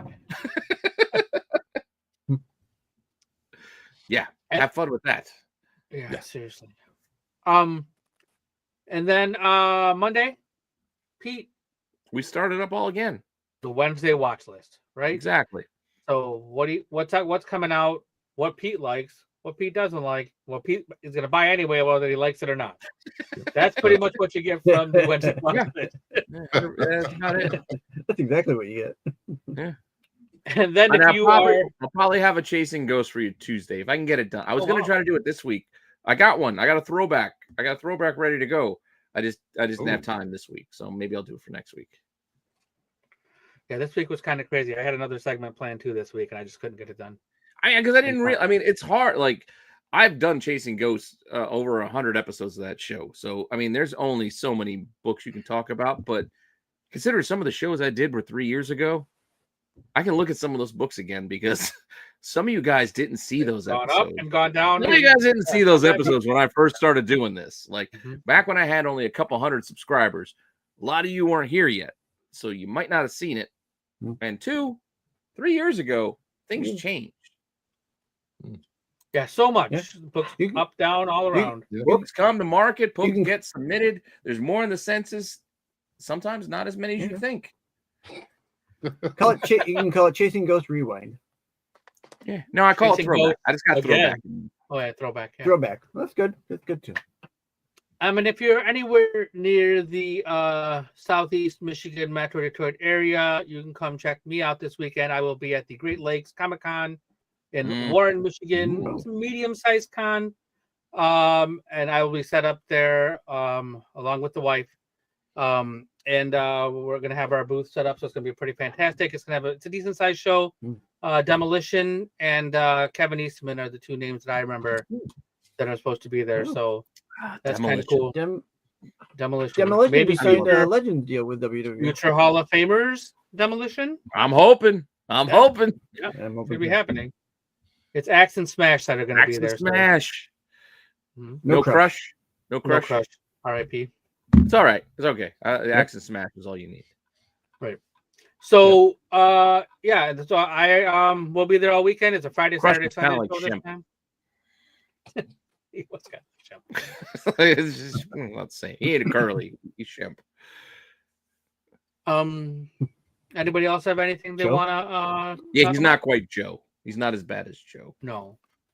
Yeah. I'm sorry. Joe. Was If awesome. you haven't subbed up to my channel, Kingdom of Nerds, please do so. I just hit 1,500 subscribers. Oh, So I will be doing a 1,500 subscriber giveaway soon. Thank you everybody for support. Thank you everybody at Rennavision for please go helping and sub up. I know you guys are there. I know you guys are watching. Go sub up to Kingdom of Nerds. I know you guys like. He talks about stuff that we don't talk about here. He'll cover more movies. They got some movie shows, some comic shows. There's other content there that we don't cover here.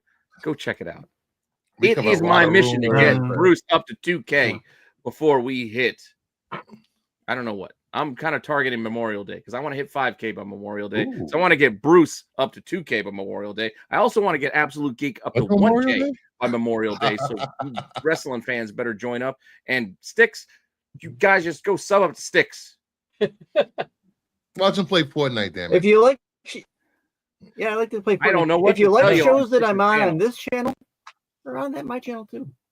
I just passed 68 subscribers. You got to do something. I don't know what Sticks is going to do, but I'm going to talk about you got to come up with your. This is the Sticks channel. This is the hook that he has. We don't know what it is yet, but you want to get in early before the crowds are there, so you can say, "I was an OG Sticks subscriber." I mean, absolutely, do it. Sign up. You just want to be able to say that. You want to be like, "Yeah, I was watching Netflix before Squid Games." I think you should do like a retro video games channel. I think that'd be cool because retro video games is huge. That's true. I can hook up my Nintendos and NES. NES. I have an NES in the box. I have a Super Nintendo in the box. Because Sticks, we'll just rename your channel. It's called Just Blow on It.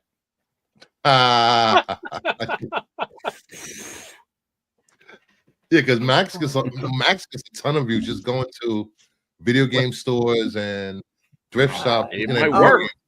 And dropping likes. It might work. You laugh. Pile. It might work. I'll put that in the maybe pile. Just blow on it. Just blow on it. Blow on it and play. Oh, jeez. Well, I didn't say all that. You didn't have to take it there. It was you had to go take it in an appropriate place there, Sticks. What's on the line, buddy? There's a line. Like a circle.